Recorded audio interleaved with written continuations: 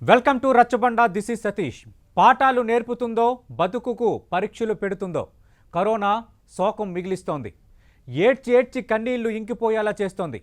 ప్రతి ఒక్కరిపై ఏదో విధంగా మహమ్మారి ప్రభావం చూపించింది. కూలీల బతుకులు రోడ్డు మీద పడితే టెక్కీలు 4 గోడలకు పరిమితమయ్యారు.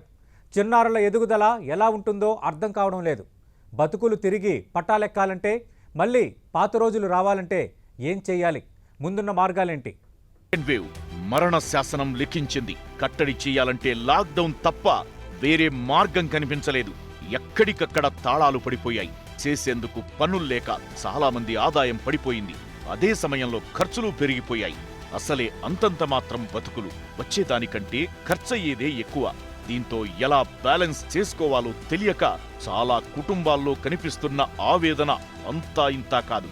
ఈ పూటకా పూట కూలీ పని చేసుకుని కడుపు నింపుకునే వాళ్ల జీవితాలు కన్నీళ్లు పెట్టిస్తున్నాయి. రోడ్డున పడ్డ బతుకులు, ఇల్లు లేదు, ఎవరో పెడితే ఆ సమయానికి కడుపు నింపుకోవడం తప్ప వేరే మార్గం లేదు. మరి వీళ్లను ఆదుకోవడం ఎలా? ఇదే ఇప్పుడు ప్రతి ఒక్క మనసును తొలిచేస్తున్న ప్రశ్న. పొద్దున్న 9-10 గంటలకు వచ్చేవాళ్ళు, సాయంకాలం 6 దాకా ఉండేవాళ్ళు. ఏదో నేను ఒక 5 రూపాయలు అమ్ముకునేదాన్ని. అందులో 200 చీటీ కట్టుకొని ఉన్నాయి, సిగరెట్లు కొనుక్కొని వెళ్ళిపోయాను. ఇప్పుడు ఏముందని మధ్యాహ్నం 12 గంటల పోలీసు ఆయన వస్తాడండి, కట్టేస్తున్నాను. 500 400 అమ్ముతున్నాను అంతే.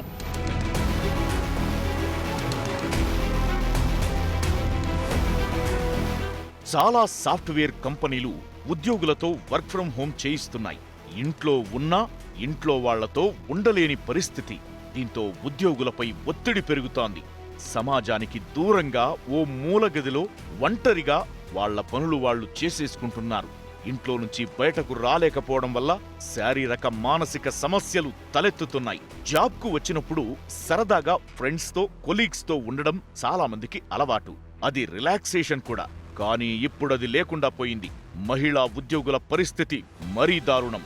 కుటుంబం, పిల్లలు, మళ్లీ వాళ్ల పనులు, క్షణం తీరికలేక ఇబ్బందులు పడుతున్నారు. ఇక పిల్లలు ఏడాదిగా ఇంటికే పరిమితమవగా వారి ఎదుగుదలపై కరోనా ఎలాంటి ప్రభావం చూపిస్తుందన్నది ఇప్పుడు కొత్త టెన్షన్ పెట్టిస్తోంది. అందరం ఖచ్చితంగా ఐటీ ఎంప్లాయీస్ అందరం వర్క్ ఫ్రమ్ హోమ్ చేయాల్సి వస్తుంది. ఓవర్ ద లాస్ట్ 1.5 year నుంచి చూస్తే కనుక ఈ వర్క్ ఫ్రమ్ హోమ్ అనేది ఎక్స్టెండెడ్ అవర్స్ అనేది అందరికీ జరుగుతున్నాయి. దీనివల్ల బాగా మెంటల్ ప్రెషర్ కానీ, లేకపోతే అది ఫిజికల్ ఎగ్జాషన్ అవన్నీ కూడా బాగా ఎక్కువ అవుతున్నాయి. కొంతమంది మహిళలు వాళ్ళ జాబ్ని వదిలేయాల్సి వస్తుంది. ఆ ప్రెషర్ తట్టుకోలేక ఇంట్లో ప్రెషర్, పిల్లలతో టైం స్పెండ్ చేయలేకపోవడం. కరోనా కాలంలో దేవుళ్లుగా మారారు డాక్టర్లు. ప్రాణాలు పోయేంత ప్రమాదమని తెలిసినా మరో ప్రాణం కాపాడేందుకు ప్రయత్నిస్తూ నిజమైన వారియర్స్ అనిపిస్తున్నారు. ఆస్పత్రిలోకి అడుగు పెట్టిన క్షణం వారి ప్రపంచమే మారిపోతోంది. ప్రతి క్షణం కరోనాతో పోరాటం, ప్రాణాలు నిలబెట్టాలన్న తాపత్రయం వాళ్లలో కనిపించేది ఇదే. కళ్ల ముందు ఓ ప్రాణం పోతుంటే గుండె తట్టుకుంటుందా? అలాంటివి పదుల్లో చూస్తున్నారు వాళ్లంతా.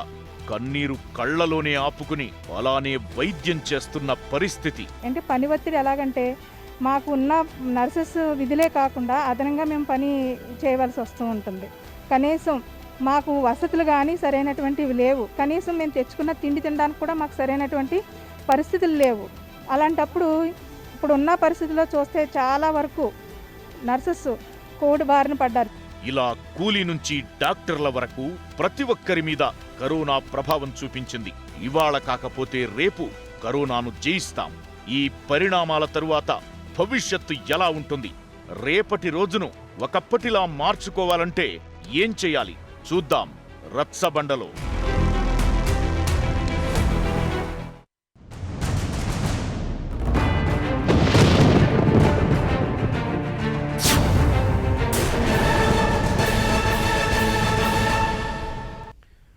ప్రస్తుతం ఎదురవుతున్న ఇలాంటి పరిస్థితుల్లో బతుకులు తిరిగి పట్టాలెక్కాలంటే, మళ్ళీ పాత రోజులు రావాలంటే ఏం చేయాలి? మన ముందున్న మార్గాలేంటి? దీనికి సంబంధించి ఇన్ డీటెయిల్డ్గా రచ్చబండలో ఈరోజు 10 టీవీ చర్చించబోతోంది. ప్రస్తుతం చర్చలో పాల్గొంటున్నారు మాజీ ఐఏఎస్ అధికారి, లోక్సత్తా వ్యవస్థాపక అధ్యక్షులు జయప్రకాష్ నారాయణ గారు, బయట నుంచి ప్రత్యేకంగా లైవ్లో. అలాగే 10 టీవీ స్టూడియోలో ఉన్నారు ప్రముఖ సైక్రియాస్టిస్ట్ జాన్ హేమంత్ గారు. మరి కాసేపట్లో ఆర్థిక రంగ నిపుణులు నరసింహమూర్తి గారు, అలాగే న్యాయవాది ప్రసన్న గారు, ఐటీ రంగ నిపుణులు గీతా ఆనంద్ గారు, ఐటీ ఉద్యోగి దీపికా జోషి గారు, క్లినికల్ సైకాలజిస్ట్ రాధిక గారు డిబేట్లో జాయిన్ కాబోతున్నారు. జయప్రకాష్ నారాయణ గారు, ఎప్పుడు ఎదురవ్వని పరిస్థితి మనకు ఎదురైంది. ఎక్కడ చూసినా వినాశకర పరిస్థితులే కొంత కనిపిస్తున్నాయి. ప్రధానంగా కంటికి కనిపించిన శత్రువుతో యుద్ధం చేస్తూనే ఉన్నాం. ఒకవైపు భయం, మరోవైపు నిస్పృహ, మరోవైపు మనోవేదన, ఇలాంటి అన్ని సమస్యలు ఒక్కసారి చుట్టుముడితే ఎలా ఉంటుందో ఆ పరిస్థితుల్లో ఇప్పుడు సాధారణ ప్రజానీకం కానీ ఎవరు చూసినా అదే పరిస్థితి కనిపిస్తోంది. ఎలా బయటపడదామంటే ఏం చెప్తారు? సతీష్, ఇలాంటి సందర్భాల్లో గుండె నిబ్బరం చాలా ముఖ్యం. ఉమ్, మనం కంగారు పడి హడావుడి పడి అచేతనం అయిపోయి లేకపోతే ఒక్కాలటు ఒక్కాలుటు వేస్తే చివరికి మంచి కంటే చెడు ఎక్కువ జరుగుతుంది. జీవితం ఎప్పుడు ఆగదు, కాలం ఆగదు. ఉదాహరణకి ఇప్పుడు మన దేశంలో మనం చూస్తున్నాం, ఓ పక్కనేమో కరోనా, మరో పక్కన ఎప్పుడూ లేనట్లుగా పశ్చిమ తీరాన అరేబియా సముద్రం నుంచి తుఫాన్లు. మామూలుగా అరేబియా సముద్రం నుంచి తుఫాన్లు రావు, అంత బంగాళాఖాతం తూర్పు తీరం నుంచి వస్తాయి. ఇప్పుడేమో తూర్పు తీరాన పెద్ద తుఫాన్ పెనుముప్పు పొంచి ఉన్నది. మధ్యలో ఈ రాజకీయాలు, ఎన్నికలు, హడావిడి మామూలుగానే ఉంటుంది. ఒక పెద్ద దేశం ఇవన్నీ తట్టుకోవాలి. ఉదాహరణ గత సంవత్సరం అమెరికాలో ఒకే సమయంలో మరి వాళ్ళకి పెద్ద పెను తుఫాన్లు చాలా వచ్చినాయి, కరోనా విపరీతంగా విజృంభిస్తున్న కాలంలో. మనకు లేనటువంటి కార్చిచ్చు కొన్ని లక్షల హెక్టేర్లలో మరి భూతాపం పెరగడం వల్ల కానీ ఇతర కారణాల వల్ల కానివ్వండి, కార్చిచ్చు పెరిగిపోయి చాలా ప్రాంతాలు దహనానికి గురైపోయినాయి. మరి వాళ్ళకి మళ్ళాగా రాజకీయం, ఎన్నికలు, హడావిడి ఉన్నది. పెద్ద దేశాల్లో, ముఖ్యంగా ఫెడరల్ దేశాల్లో ఒక దాంతో అవడదు, రకరకాలు జరుగుతుంటాయి. కానీ ఒక సంవత్సరం క్రితం పోల్చండి మీరు. ఈవేళ మనకి ఎంత భయానకంగా కనిపిస్తున్నా కూడా మన చేతుల్లో ఆయుధాలు ఉన్నాయి. ఏడాది క్రితం ఈ వ్యాధిని ఎట్లా ఎదుర్కోవాలో మనకి సరిగ్గా తెలియదు. అసలు ఎలాంటి చికిత్స చేయాలో తెలియక ప్రాణాలను కోల్పోయాం. ఇప్పుడు ఆ పరిస్థితి చాలా మేరకు ఈ వ్యాధికి ఏ స్థాయిలో, ఏ దశలో, ఏ రకమైన చికిత్స కావాలనే విషయంలో స్పష్టత ఉన్నది.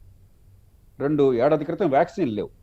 ఇప్పుడు వ్యాక్సిన్లు మనకు కోరుకున్నంత పెద్ద సంఖ్యలో ఒక్క రోజులు ఉత్పత్తి కాకపోయినా కూడా రేపు ఉత్పత్తి పెరుగుతుంది. బలమైన, పనికి వచ్చే, సురక్షితమైన వ్యాక్సిన్లు మనందరికీ అందుబాటులో ఉన్నాయి.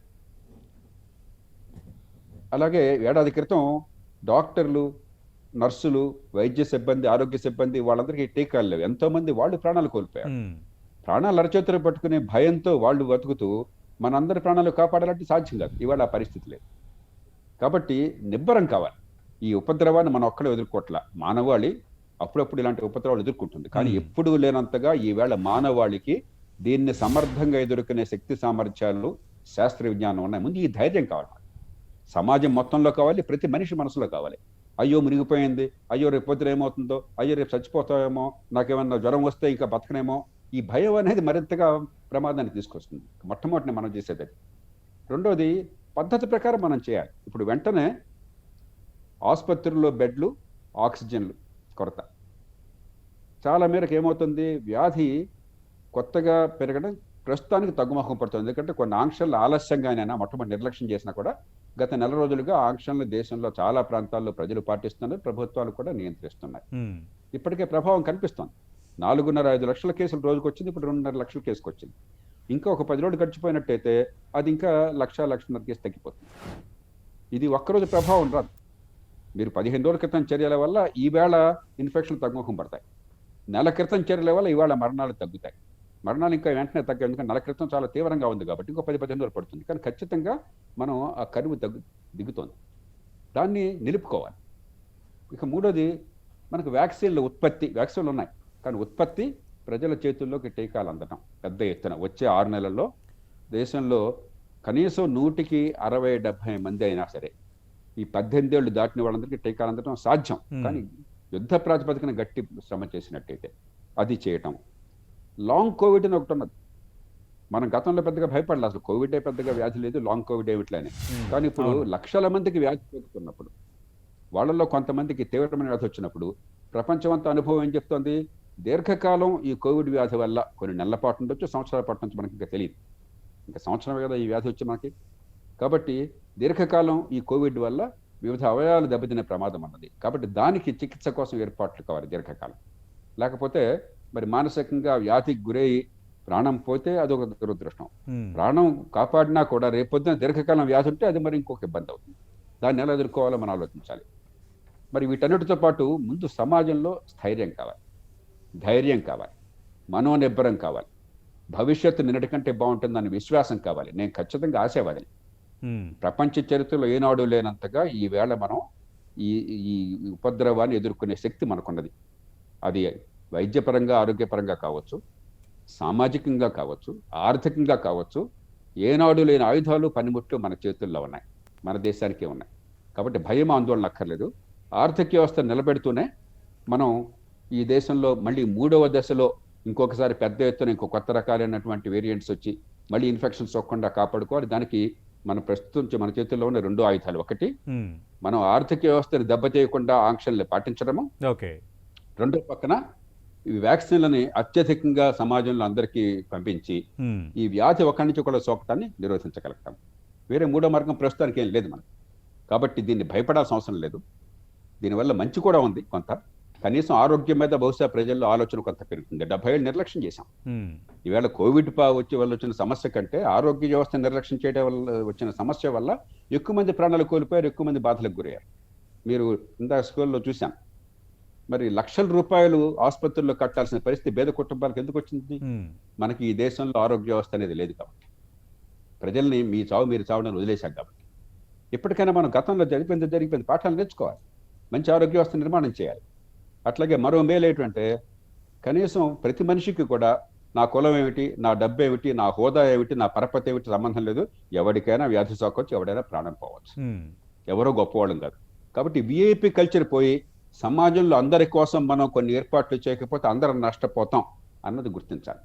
పత్రికల్లో వస్తుంది, అరే నేను ఇంత పరపతి గలవాడిని, ఇంత అధికారం ఉన్నవాడిని, ఇంత డబ్బు ఉన్నవాడిని, నాకు కూడా ఆసుపత్రిలో పడకలేదు. ఇది చాలా మంచిది ఒక రకంగా. మీరు నాకు తేడా లేదు, మనం అందరం కలిసి బతికితేనే సాధ్యం తప్ప మీరు ఎంత కోట్లు సంపాదించినా, ఎంత అధికారంలో ఉన్నా కూడా సమస్య వస్తే తీవ్రమైనదైతే అందరం బారిన పడతాం. కాబట్టి ఒళ్ళు దగ్గర పెట్టుకుని పరపతి అధికారం కోసం కాకుండా అందరి మంది హితం కోసం పనిచేద్దామన్న ఆలోచన ఈ దేశంలో వస్తే చాలా గొప్ప విషయం. మన దేశంలో ఆలోచన లేదు. ఎంతసేపటికి నేను, నా అహంకారము, నా పదవి, నా డబ్బు, నా అధికారము, నా పరపతి, నా హోదా తప్ప సమాజంలో అందరికి అవసరాలు ఎగాలిటేరియన్ దృక్పథం. అందరూ సమానం, అందరికి విద్య అందాలి, అందరికి ఆరోగ్యం అందాలి, అందరి బతుకుల్ని కాపాడాలన్న స్పృహ మన సమాజంలో లేదు. ఇది శతాబ్దాలుగా వస్తుంది. కనీసం దీనివల్ల అది బోధపడితే మన మనసు ఈవేళ మనం ఎవరం కూడా వచ్చే ఉపద్రవానికి అందరం లోనవుతాం. కాబట్టి ఒళ్ళు దగ్గర పెట్టిన అందరం కూడా మన ప్రాణాలు కాపాడుకుందాం, వ్యవస్థ నిర్మాణం చేద్దాం. అలాగే ప్రపంచ దృష్ట్యా చూసినట్టయితే మీరు చైనా అయినా, అమెరికా అయినా, భారత్ అయినా, మరో దేశం అయినా కూడా ఈ రాబోయే భూతాపం పెరిగిపోయి, సముద్ర పట్టణం పెరిగిపోయి, మరి విపరీతంగా ఈ తుఫాన్లు మరింత పెరిగిపోయి, ప్రకృతి విపరీతాలు పెరిగిపోతే అందరికీ నష్టమే. దానిలో డబ్బు ఉన్న వాళ్ళు ఏడు తేడా లేదని ఆలోచన అర్థమైతే ప్రపంచం అంతా కదులుతుంది. కాబట్టి దీనిలో కారు చీకట్లో దీపస్తంభాలు ఉన్నాయి. ఈ భయాన్ని పోగొట్ట నిర్మాణాత్మకంగా, చాలా ధైర్యంగా, ఆత్మవిశ్వాసంతో వ్యక్తుల్ని, సమాజాన్ని, ప్రపంచ సమాజాన్ని, మానవాళి మొత్తాన్ని కూడా ఓ దారికి పంపించే ఏర్పాటు మనం అందరం చేయాలి. మనకున్న కొద్దిపాటి పరపతిలో మీరు అధికారం ఉండక్కర్లా, మీకు చెప్పట్లేదు. మీరు పత్రికల్లో కావచ్చు, వైద్యులు కావచ్చు, మానసిక నిపుణులు కావచ్చు, ఆలోచన పరులు కావచ్చు, తత్వవేత్త కావచ్చు, సమాజం మొత్తం కూడా ప్రజల్లో ఏకీభావాన్ని, సంఘీభావాన్ని, భవిష్యత్తు పట్ల ఆత్మవిశ్వాసాన్ని, ఒక హేతుబద్ధమైనటువంటి ఆలోచన, నడక, ఆ తీరును పంపించే ప్రయత్నం చేస్తే ఇది కూడా చరిత్రలో ఒక పీడకలుగా మిగిలిపోయినా కూడా దీనివల్ల కీడు కంటే మేలు ఎక్కువ జరిగే అవకాశం ఉన్నది. రైట్. అంటే జయప్రకాష్ నాయుడు గారు మీరు ఇందాక అన్నారు, ఆర్థిక పరంగా లక్షలు ఖర్చు పెట్టిన పరిస్థితి, ఆస్తులు అమ్ముకున్నారు, పుస్తులు అమ్ముకున్నారు, వైద్యం కోసం మొత్తం పెట్టే వాతావరణం మనం చూసాం. నేను అదే అంటున్నా, అంటే ఆర్థికంగా, మానసికంగా, సామాజికంగా చాలా కుటుంబాలు చిదిగిపోయాయి. ఇప్పుడు ఇలాంటి చిదిగిపోయిన కుటుంబాలకు ఈ విధంగా మానసికంగా దిగజారిపోయిన మనిషికి ఊరటనిచ్చేది ఏంటంటే ఏం చెప్తారు? రెండే విషయాలు సతీష్. ఒకటి, సమాజం మొత్తం చేతనాల మేరకు వీళ్ళ బతుకులు మళ్ళీ ఒక సక్కన మార్గాన్ని వచ్చే కుటుంబాలకి ధైర్యం కలిగేలా మనం సాయం చేయగలగాలి. సాయం ఊరికే డబ్బు ఇపోటు ఇచ్చేసామని చెప్పంటే చాలా తేలిక. దీర్ఘకాలం అది పట్టల మీద నిలబెట్టగలగాలి. రెండు, ఆర్థిక వ్యవస్థను వేగంగా పెంచి ఉపాధి కల్పన చేయగలగాలి, ముఖ్యంగా పేద వర్గాలు. ఈవేళ డబ్బున్న వాళ్ళకి, బాగా నైపుణ్యం ఉన్న వాళ్ళకి ప్రపంచం మొత్తంలో, మన దేశంలోనే కాదు, ఉపాధి పెద్దగా పోలా, ఆదాయం తగ్గల. నిజానికి వాళ్ళకి ఆదాయం పెరిగింది, ఎందుకంటే ఖర్చు తగ్గింది, ఖర్చు పెట్టడానికి కూడా మార్గాలు లేవు, ఆదాయం తగ్గల వాళ్ళకి. అందుకే సంపన్నులు ప్రపంచమంతా కూడా మరింత సంపన్నులయ్యారు ఈ సంవత్సర కాలంలో. బేదలు మరింత బేదలయ్యారు. నైపుణ్యం లేని వాళ్ళు, రెక్కాడితే డొక్కాడిన వాళ్ళు, అసంఘటిత రంగంలో కార్మికులు, చిన్న చిన్న పరిశ్రమల్లో స్మాల్ అండ్ ఇంటర్మీడియట్ ప్లేస్లో పనిచేసేవాళ్ళు వీళ్ళందరికీ ఉపాధి పోయింది. కొంతమందికి శాశ్వతంగా పోవచ్చు, ఎందుకంటే ఆర్థిక వ్యవస్థ ఈ సాంకేతిక యుగంలో మారిపోవటం చేత మరి ఇంట్లో నుంచే పనిచేయటము, లేకపోతే షాపింగ్కి వెళ్లకుండా మనకి ఆన్లైన్ ట్రేడింగ్ చేయటము, ఇది కొంచెం మరింత పెరిగిపోయింది అనుకోండి, కొంతమేరకు కొన్ని రకాల ఉపాధులు పోతాయి, కొన్ని కొత్త రకాల ఉపాధులు వస్తాయి. దీన్ని దృష్టిలో పెట్టుకుని ఓ పక్కన ఉపాధిని పెంచడం ఎట్లాగా, రెండోది తాత్కాలికంగా చేయవటం ఎట్లాగా, ఈ రెంటి మీద సమాజం దృష్టి పెట్టాలి. ఒకటి విధానాల్లో వచ్చేది, రెండోది మన వనరుల్ని చాలా విచక్షణతో ముందు చూపుతో సద్వినియోగం చేయటంలో వచ్చేది. ఈ రెండు చేయటం మినహాయించి మార్గం లేదు. దీర్ఘకాలంలో ఉపాధి ఒక్కటే పరిష్కారం. దీంతో పాటు జరిగిందో జరిగిపోయింది, కనీసం ఎక్కడి నుంచి అయినా సరే ఈ దేశంలో సామాన్యుడైనా సంపన్నుడైనా సరే జేబులో రూపాయి ఖర్చు పెట్టకుండా మంచి ఆరోగ్యం నాకు అందుతుంది. అద్భుతమైన ఆరోగ్యం అమెరికా లాగా బ్రిటన్ లాగా ఒక్కరోజు నేను అంటలా, అది ఒక్కరోజు సాధ్యం కాదు. ఇక్కడి నుంచి అక్కడికి ఉట్టే కగలని స్వర్గానికి ఎట్లా ఎగురుతుంది? కానీ ఒక గౌరవప్రదమైన ఆరోగ్య వ్యవస్థ. ఈవేళ ఏడాదికి 5 కోట్ల మంది ఈ దేశంలో అనారోగ్య కారణంగా బేదలవుతున్నారు. ఏడాదికి 5 కోట్ల మంది. అంటే కోవిడ్ కాలంలో కోవిడ్ వల్ల ఎంతగా ఆర్థిక వ్యవస్థ దెబ్బతిని, కేవలం వ్యాధి వల్లే కాదు, ఆర్థిక వ్యవస్థ దెబ్బతింటం వల్ల, దానివల్ల దాదాపుగా ఈ దేశంలో ఒక 4.5-5 కోట్ల మంది బేదలయ్యారని చెప్పని అంచనా. ప్రపంచం మొత్తంలో సుమారుగా ఒక 15 నుంచి 20 కోట్ల మంది బేదలయ్యారని అంచనా. అంతకుముందు బేదలు కాని వాళ్ళు చాలా పెద్ద సంఖ్య, చిన్నదిగా అనిపించవచ్చు. పేదరికం నుంచి ప్రపంచం నిరంతరం బయటపడుతోంది. అలాంటిది పేదరికంలోకి మగ్గిపోతున్న జనాభా ఇది. అలా పక్కన పెడితే కోవిడ్ వల్ల ఉత్పన్నమైన ఆర్థిక సంక్షోభం వల్ల ఎంతమంది బేదలయ్యారో, కేవలం అనారోగ్య కారణంగా ఈ దేశంలో ప్రతి ఏడాది అంతమంది బేదలవుతున్నారు. అవును. ఆ విషాదం మనకు కనిపించట్లేదు. కోవిడ్ కనిపిస్తుంది. మీరు ఇంత పత్రికలో తాటికి అంత అక్షరాలతో రాస్తున్నారు, మరి టీవీ ఛానల్లో పొద్దున శాంతంగా దీని గురించి చెప్తున్నారు. కానీ కోవిడ్ లేని సందర్భంలో కూడా అదే స్థాయిలో విషాదం జరుగుతోంది ఈ దేశంలో బేదలకు అనారోగ్య కారణంగా. కాబట్టి ఆరోగ్య వ్యవస్థ మీరు పొద్దున బాగు చేసినట్టయితే చాలా వేగంగా బాగు చేయొచ్చు. 1,50,000 కోట్ల రూపాయలు ఖర్చు పెడుతున్న అంకెలతో సహా చెప్తున్నాను. 1,50,000 కోట్ల రూపాయలు అదనంగా ప్రభుత్వాలు ఖర్చు పెడితే ఈ దేశంలో ప్రధానంగా కేంద్ర ప్రభుత్వం బాధ్యత తీసుకోవాలి. ఇప్పుడు పెట్టిన ఖర్చు కంటే అదనంగా దాన్ని విచక్షణతో గుడ్డెద్దుచోలో పట్టట్టు కాకుండా సరైన స్థాయిలో సరైన రకంగా మనకున్న వనరుల అవకాశాలు ఉపయోగించి ఖర్చు పెడితే ఒక గౌరవప్రదమైన, అందరికీ భద్రత ఇచ్చేటువంటి, జేబులో డబ్బులు ఖర్చు కానటువంటి, ఆరోగ్యాన్ని సంరక్షించేటువంటి ఆరోగ్య వ్యవస్థ సాధ్యం. కాబట్టి ఈ 3 తాత్కాలిక చేయూత, ఆర్థిక వ్యవస్థను ఘాటును పెట్టి వేగంగా ఉపాధి వచ్చే ఏర్పాటు చేయటము, ఆరోగ్య వ్యవస్థని వచ్చే 2-3 సంవత్సరాల్లో ఇవాళ కనీసం ఒక ప్రణాళిక వేసి ప్రజలందరినీ చైతన్యపరిచి ఏకీభావాన్ని తీసుకొచ్చి 3 ఏళ్లలో దాన్ని రోల్అవుట్ చేసి ఈ దేశంలో అందరికీ ఆరోగ్యం అందించే ఏర్పాట్లు చేయటం నిర్మాణాత్మకంగా కదల. లేకపోతే ఊరికే మన దేశంలో ఏమిటంటే సమస్య వస్తే లబోదిబం అంటాం, కన్నీళ్లు కారుస్తాం. మన బాధ అంతా ప్రజలకు వ్యక్తం చేయడంలోనే, 10 మంది వ్యక్తం చేయడంలోనే మనకు అంతా ఉన్నది సరదా. అది అయిపోగానే రేపొద్దున మళ్ళీ మర్చిపోతాం, మళ్ళీ పరగడిపోతుంది. ఏ సమాజానికి, ఏ కుటుంబానికి అది మంచిది కాదు. ఈ పాఠాలు నేర్చుకోవాలి, దీని నుంచి బయటపడాలి. ప్రపంచమంతా కూడా ఓ ప్రపంచ యుద్ధం వస్తే, ఒక మహమ్మారి వస్తే, మరో పెద్ద ఉపద్రవం వస్తే పోలా పాఠాలు నేర్చుకుని రేపొద్దున సమాజాన్ని దాన్ని ఎదుర్కొనే స్థాయికి తీసుకొచ్చి మరింత బలంగా నిలబెట్టే ప్రయత్నాలు ప్రపంచంలో చేస్తే అభివృద్ధి అంటే అదే. ఆధునిక యుగం అంటే అదే. ప్రాచీన యుగాల్లో మన కరువు వచ్చింది, లేకపోతే శలభాలు వచ్చినాయి, మిడతల దండ వచ్చింది, మరొకటి అయ్యింది, యుద్ధం వచ్చింది, పోయింది, ఇక వేరే మార్గం లేదు. ఇవాళ అలా కాదు. దాని నుంచి పాఠాలు నేర్చుకుని రేపొద్దున సమాజాన్ని మరింత బలిష్టం చేశామా, సామాన్యులకి మరింత జీవన భద్రత కల్పించామా, ఆరోగ్యాన్ని, ఆనందాన్ని పెంచామా, అది మనం ఎలా స్పందించామన్న దానికి అంతగా. ఇవాళ అన్ని కన్నీళ్లు కార్చాము, ఇవాళ ఎంత డ్రామాలు ఆడాము, ఇవాళ అన్ని ఓట్లు పొందాము, ఇవాళ ఎంతగా విమర్శించుకున్నాము, ఇది పెద్ద ఉపయోగం లేదు. ఇదంతా కూడా ఈ పూట మన అహంకారం కోసం తప్ప రేపటి సమాజానికి ఇది పునాది కావాలి, ఈ పాఠాలు పునాది కావాలి. రైట్. జయప్రకాష్ నారాయణ గారు మీరు లైవ్లోనే ఉండండి. జాన్ హేమంత్ గారు ఇక్కడ ఒకటి అంటే ఈ కష్టాల నుంచి ఎట్లా బయటపడాలి, మన ముందున్న పరిష్కార మార్గాలేంటి చాలా చక్కగా ఎక్స్ప్లెయిన్ చేశారు జయప్రకాష్ నారాయణ గారు. మన పాఠాలు నేర్చుకోవాలి అని. ఎట్ ది సేమ్ టైము ఇది కేవలం ఈ మహమ్మారి మనుషులపైన భౌతికంగానే కాకుండా అటు ప్రతికూలంగా కూడా బాగా ఇంపాక్ట్ చూపించింది. మామూలుగా మనం ఏమంటామంటే భావోద్వేగాలంటే మన జీవితంలో భాగం, వాటిని మనం బ్యాలెన్స్ చేసుకోవాలి అంటాం. కానీ ఇప్పుడు ఎదురైన భావోద్వేగాలు బ్యాలెన్స్ చేసుకోవడానికి కూడా కష్టతరమైన భావోద్వేగాలు మనకి ఎదురయ్యాయి. ఇలాంటి ప్రతికూలతలను ఎలా అధిగమించాలంటే ఏం చెప్తారు? డాక్టర్ గారు చెప్పినట్టుగా భయం, బేసికల్గా ఫియర్ ఈజ్ ద అల్టిమేట్. ఆ ఫియర్ వలన వచ్చే యాంగ్జైటీస్ కానివ్వండి, ఇన్సెక్యూరిటీ ఫీలింగ్ కానివ్వండి, ఇవేవైతే తయారవుతున్నాయో అది బలి చేస్తుంది.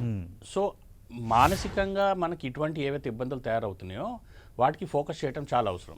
ఇప్పుడు సార్ చెప్పినట్టుగా ఫైనాన్షియల్ ఇష్యూస్ కావచ్చు, ఫుడ్ మ్యాటర్స్ కావచ్చు, జాబ్ ఫైనాన్సెస్ కావచ్చు, కానీ మానసికంగా మనిషి స్ట్రాంగ్గా లేనప్పుడు అవి ఉండంగా కూడా మనం కూలిపోతాం, అవి లేనప్పుడు కూడా స్ట్రాంగ్ అయ్యే ఛాన్సెస్ ఉంటాయి.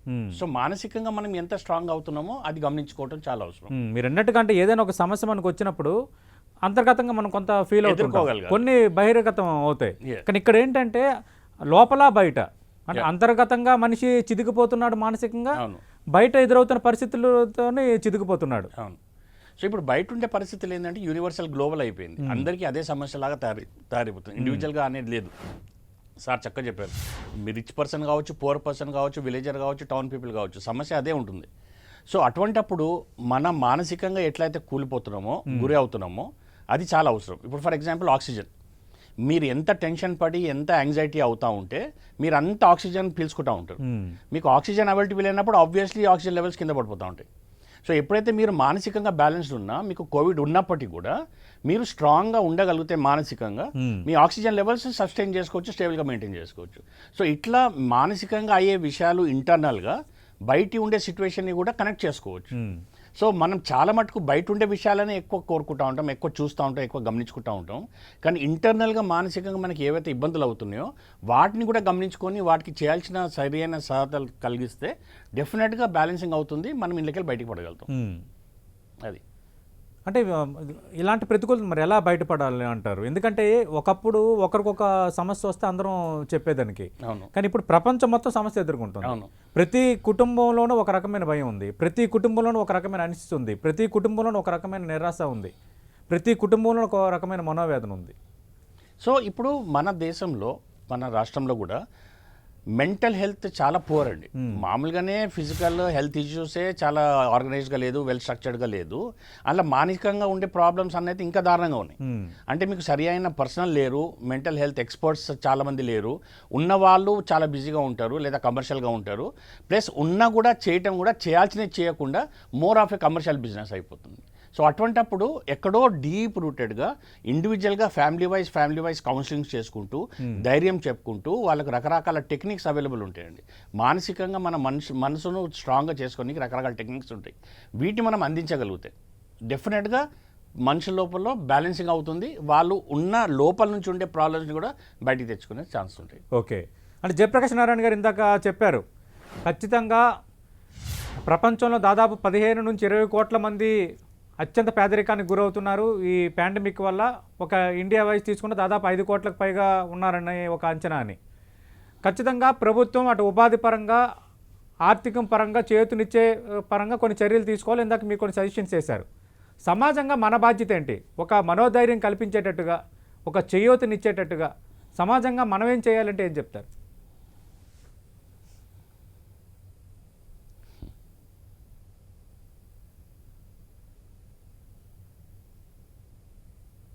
హలో, ఎవరిని అడుగుతున్నారు మీరు? సార్ మిమ్మల్ని అడుగుతున్నా సార్, సతీష్ మాట్లాడుతున్నా సార్. ఓకే, సతీష్, మన అదృష్టం ఏంటంటే మన సమాజం పేదరికం ఉన్నా కూడా 2 బలవాలు ఉన్నాయి మనకి. ఇందాక డాక్టర్ గారు చెప్పారు, జాన్ హేమంత్ గారు, మానసిక వ్యాధులు బహుశా మన దేశంలో కూడా 100కి 10 మందికి ఉండొచ్చు. ప్రపంచం అంతా ఉంటుంది, ఎక్కువ తక్కువలో, అన్ని తీవ్రమైన వ్యాధులు కాకపోవచ్చు. కానీ ఎలా తట్టుకుంటున్నాం మనం? మనకి సైకాట్రిస్టులు లేరే, ప్రాణాలకు కాపాడే డాక్టర్లు లేకపోతే మనసును కాపాడే డాక్టర్లు లేకుండా మనకు లేరు. కుటుంబాలు, బలమైన కుటుంబాలు ఎప్పుడైతే ఉన్నాయో ఒంటరితనం అనేది మిగతా దేశాలతో పోలిస్తే మనకు తక్కువ. కాలక్రమేణా పట్టణీకరణ వల్ల, మరి ముఖ్యంగా బేదలు నగర ప్రాంతాలకు వలసపోయి ఒంటరి పోరాటం చేయటం వల్ల కుటుంబాలను వదిలేసి ఖచ్చితంగా ఆ సమస్య పెరుగుతోంది. కానీ ఇప్పటికి కూడా చాలా మేర కుటుంబాల చుట్టూ తిరుగుతున్న సమాజం మన బతుకంతా కుటుంబాల చుట్టూ తిరుగుతుంది. అది చాలా బలం. అలాగే రెండోది, ఈ సమాజం పొరుగుబాండు గురించి పట్టించుకుంటుంది. కొన్ని సందర్భాలు అవసరాన్ని మించి ఎక్కువ ఆరా తీస్తుంది. మిమ్మల్ని మీ మానాన్ని వదలరు. కానీ దానిలో మంచి ఏమిటంటే సమాజం కదిలి వస్తుంది. 100కి 28 మంది భారతదేశంలో, 100కి 28 మంది ప్రపంచంలో ఏ దేశంలో ఇంతమంది లేరు. పేద సమాజమైనా కూడా ఏదో ఒక రూపంలో, డబ్బు రూపంలోనో, వస్తు రూపంలోనో, సమయం రూపంలో, శ్రమ రూపంలోనో 10 మందికి ఏ ప్రతిఫలం ఆక్షేపం కోరుకోకుండా సాయపడుతున్నారు. 100కి 28 మంది. 100కి 10-12 మంది సొంత డబ్బుల్లో వస్తువుల్లో ఇస్తున్నారు. మీకు కోట్లాది మంది ఈవేళ వలస కార్మికులు గత సంవత్సరం ప్రభుత్వం తొందరపాటుగా ముందుగా హెచ్చరిక లేకుండా ఏర్పాట్లు లేకుండా లాకౌట్ ప్రకటించిన సంక్షోభాన్ని ఎవరు ఎదుర్కొన్నారు? ప్రభుత్వాలు ఎదుర్కోలే. కాలక్రమేణా చివరికి ప్రభుత్వాలు వచ్చి ఉండొచ్చు, కానీ సమాజం ఎదుర్కొన్నారు. మీకు నాకు ఎంతో మంది తెలుసు, వాళ్ళ శక్తికి మించి వేలు, 10,000, లక్షలు ఖర్చు పెట్టి సొంత పనిగా భావించి ఇన్ఫెక్షన్ వస్తుందని కూడా భయపడకుండా వాళ్ళందరికీ భోజన సదుపాయాలు, వసతి సదుపాయాలు ఏర్పాటు చేశారు ఈ దేశంలో అన్ని ప్రాంతాల్లో కూడా. కాబట్టి ఈ సమాజానికి అంతర్గత బలం ఉంది, దాన్ని మనం పెంచాలి, దాన్ని హీరోయిజంగా చిత్రించాలి. కొంత జరుగుతోంది, కొన్ని సందర్భాలు చూస్తే చాలా ఆనందం కలుగుతోంది. మనకి పొద్దున్న నుంచి సాయంత్రం దాకా బాగా పేరు ప్రతిష్ట ఉన్నవాడిని, అధికారం ఉన్నవాడిని తప్ప ఈ దేశంలో సామాన్యులు హీరోలు అన్న విషయాన్ని మనం మర్చిపోతున్నాం.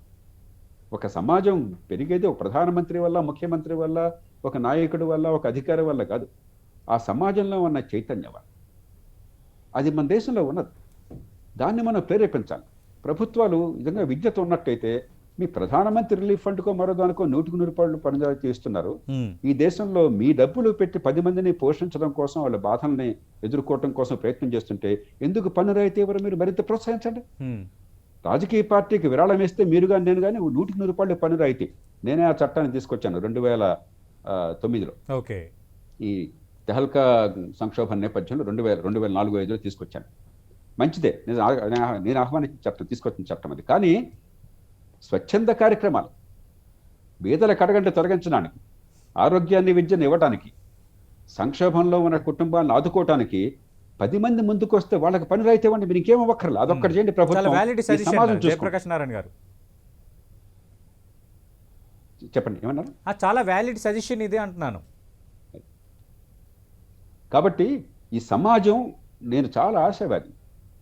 చాలా దుర్మార్గం కూడా ఉంది, నేను దుర్మార్గం లేదంటలా, కానీ మనిషి ప్రవర్తనలో రకరకాలు ఉండడం సహజం. అందరూ ఒకే తీరును ఉంటారు. కానీ మౌలికంగా మన సమాజం కులం, మతం, ప్రాంతానికి అతీతంగా ధర్మం, మతాతీతమైన ధర్మం, 10 మంది పట్ల దయాగుణం, ఆర్ద్రత, సంఘ జీవనం, ఇవన్నీ కూడా ఉన్నటువంటి సమాజం. కాబట్టే ఇంత దుష్ట రాజకీయానికి, ఇంత దుష్పరిపాలనకి గురవుతున్నా కూడా ఇంకా మనం నిబ్బరంగా నిలబడగలుగుతున్నాం. దాన్ని మనం పెంచే ప్రయత్నాన్ని ఒక వ్యవస్థగా చేయాలి. మన చట్టాల ద్వారా కానీ, రాయితీల వల్ల కానీ, విధానాల వల్ల కానీ. మిగతాది సమాజం చూసుకుంటుంది, నాకు ఆ విశ్వాసం. Right, thank you Jayaprakash Narayana గారు. మీ యొక్క విలువైన అభిప్రాయాలు 10 టీవీతో పంచుకున్నారు. ఖచ్చితంగా మీరు చెప్పినట్టుగా మీరు చేసిన సూచనలను కేంద్ర రాష్ట్ర ప్రభుత్వాలు ఖచ్చితంగా గమనంలోకి తీసుకోవాలి. అదే సందర్భంలో సమాజంగా మన బాధ్యత ఏంటనేది కూడా మీరు గుర్తు చేశారు. సమాజంలో ఈ కరోనా పాండమిక్ టైంలో మేము ఉన్నామంటూ ఆపన్నస్తం అందించేవారే హీరోలు, సామాన్యులే హీరోలు అని అన్నారు. ఖచ్చితంగా ఆ భావన ఇంకా పెరగాలి. పెరగడం ద్వారా కొంత ఈ విపత్తు నుంచి, ఈ విపత్తు వల్ల ఏర్పడుతున్న ప్రతికూలత, మనసుకు సంబంధించిన వ్యాఖ్యలత నుంచి కూడా మనం బయటపడే అవకాశాలు ఖచ్చితంగా ఉంటాయి. థ్యాంక్ యూ సార్, మీరు ప్రత్యేకంగా లైవ్లో పాల్గొన్నందుకు. ప్రస్తుతం చర్చలో పాల్గొంటున్నారు ప్రసన్న గారు, న్యాయవాదిగా ఉన్నారు. ప్రసన్న గారు, మనం కరోనా పాండమిక్ మిగిల్చిన విషాదం చూస్తున్నాం. దాదాపు చాలా కుటుంబాలు చితికిపోయాయి. ఆర్థికంగా కానీ, మానసికంగా కానీ, సామాజికంగా కానీ ఎప్పుడూ ఎదుర్కోవాలని ఒక పరిస్థితిని మనం చూస్తున్నాం. ఎలా బయటపడాలంటే ఏం చెప్తారు ప్రధానంగా ఈ కుటుంబాలకు సంబంధించే సమస్య విషయంలో? అందరికీ నమస్కారం అండి. నమస్తే. యాక్చువల్గా ఇది మనకి సెకండ్ వేవ్ వస్తుంది అని మనకు ముందే తెలుసు. అంటే ఇది రాదు, కరోనా మొత్తం అయిపోయింది అనేది ఏ స్టేట్లో కూడా, ఎక్కడ కూడా, ఏ కంట్రీలో కూడా అసలు డిసైడ్ చేయలేదు, డిక్లేర్ కూడా చేయలేదు. అవును, at any time again second wave is coming, be alert అని చెప్పేసి మనకు ముందే. అట్లాంటప్పుడు March 2nd week 3rd week నుంచి సెకండ్ వేవ్ అనేది స్టార్ట్ అయింది. మనకి 4th వీక్ వచ్చేసరికల్లా అది విపరీతంగా పెరగడంతో మనం ఏప్రిల్ 1st వీక్లోనన్నా అట్లీస్ట్ గవర్నమెంట్ కానీ, పబ్లిక్లో కానీ అవేర్నెస్ ఎట్నుంచి కూడా రాకపోవడం చాలా ఘోరమైన పరిస్థితి. మనము ఇది ఎట్లుందంటే మనం కొని తెచ్చుకున్న కష్టం అంటారు కదా, ఆ విధంగా ఆ టైంలో తెలిసింది మనకి సెకండ్ వేవ్ విపరీతంగా పెరుగుతుంది. తెలిసి తెచ్చుకున్నది, కానీ ఇది సడన్గా ఆల్ ఆఫ్ ఎ సడన్ వచ్చింది కాదు. కాబట్టి అప్పటికి మనకి కొన్ని వ్యవస్థలు ఇంకా రన్నింగ్లో ఉన్నాయి. అంటే కొన్ని అప్పటికి ఆపేయచ్చు. అప్పటికి కూడా కరోనా ఉంది కాబట్టి సెకండ్ వేవ్ సడన్గా స్టార్ట్ అయింది కాబట్టి నైట్ ఇదివరకు ఎప్పుడైతే లాక్డౌన్ వచ్చిందో, ఇప్పుడు ఫస్ట్ వేవ్ ఎట్లయితే మనకి ఎవరికి కూడా అదేం ప్లాన్డ్ ఏం కాదు, it's not at all pre planned. అలానే ఇప్పుడు కూడా మనకి సెకండ్ వేవ్ స్టార్ట్ అవుతుంది. అట్లీస్ట్ ఒక 1 వీక్ అన్నా మనకి ఏప్రిల్ మంత్లో అట్లీస్ట్ ఇదే ఉన్నది. ఇప్పుడున్న సిచ్యువేషన్ మనకి లాక్డౌన్ ఇచ్చి ఉంటే ఇంత ఘోరంగా ఉండేది కాకపోవచ్చు, అబ్జర్వ్ చేస్తాం మనం. ఇంత ఘోరమైన ఇప్పుడు అంటున్నాం మనం ఏదో 1% కరోనా కేసెస్ తగ్గుముఖం పట్టినాయి అని చెప్పి. ఇప్పుడు అదే పరిస్థితి మనం ఆ టైంలో చూసేవాళ్ళం. నెక్స్ట్ ఆక్సిజన్ కంపల్సరీ కావాలి అనేది కూడా మనందరికీ తెలిసిపోయింది. ఇంకోటి ఒక పక్క రెమెడీసివిర్ ఇంజెక్షన్స్ అవసరం లేదని డాక్టర్స్ అంటున్నారు, మళ్ళీ అదే ప్లేస్లో డాక్టర్సే ప్రిస్క్రైబ్ చేస్తున్నారు. అంటే ఇది గవర్నమెంట్ దీన్ని ఎందుకు కరెక్ట్ క్లారిటీ ఇవ్వలేదు పబ్లిక్. ఫస్ట్ థింగ్ ఇక్కడ వ్యవస్థ మనకి పూర్ రిచ్ మిడిల్ క్లాస్ అనే వ్యవస్థలో అందరూ కరోనా బాధితులే. ఒక్కొక్కరు లెవెల్ ఆఫ్ ఇదిలో ఏం లేదు. ఈ టైంలో పబ్లిక్లో కరోనా కష్టకాలంలో ఉన్నప్పుడు ఒక ప్రభుత్వము ఒక పబ్లిక్కి అంటే హాస్పిటల్స్ కానీ పబ్లిక్ కానీ మీరు హాస్పిటల్లో చేరినప్పుడు ఫిక్స్డ్ రేట్ ఆఫ్ ఒక బిల్స్ పెట్టాల్సింది, అది పెట్టలేదు. పబ్లిక్ ఏ హాస్పిటల్ కురకాలో కూడా వాళ్ళకి తెలిసే పరిస్థితి లేదు, అంటే ఒక ప్లానింగ్స్ పెట్టలేదు. బెడ్స్ ఇంక్రీజ్ అయ్యాయి గవర్నమెంట్ హాస్పిటల్లో అన్నారు, అక్కడ హండ్రెడ్స్లో ఇంక్రీజ్ అయితే ఇక్కడ ల్యాక్స్లో ఉంది కరోనా. అంటే పర్ డే థౌజండ్స్లోకి వెళ్ళిపోతుంది. బెడ్స్ ఆబ్వియస్గా ప్రైవేట్కి వెళ్ళాల్సి వస్తుంది. ప్రైవేట్కి వెళ్తున్నప్పుడు ఆన్ ది స్పాట్ మనకి రైట్స్ ఉన్నాయి, గవర్నమెంట్కి ఉన్న అథారిటీస్ నార్మల్ పబ్లిక్కి అయితే లేవు.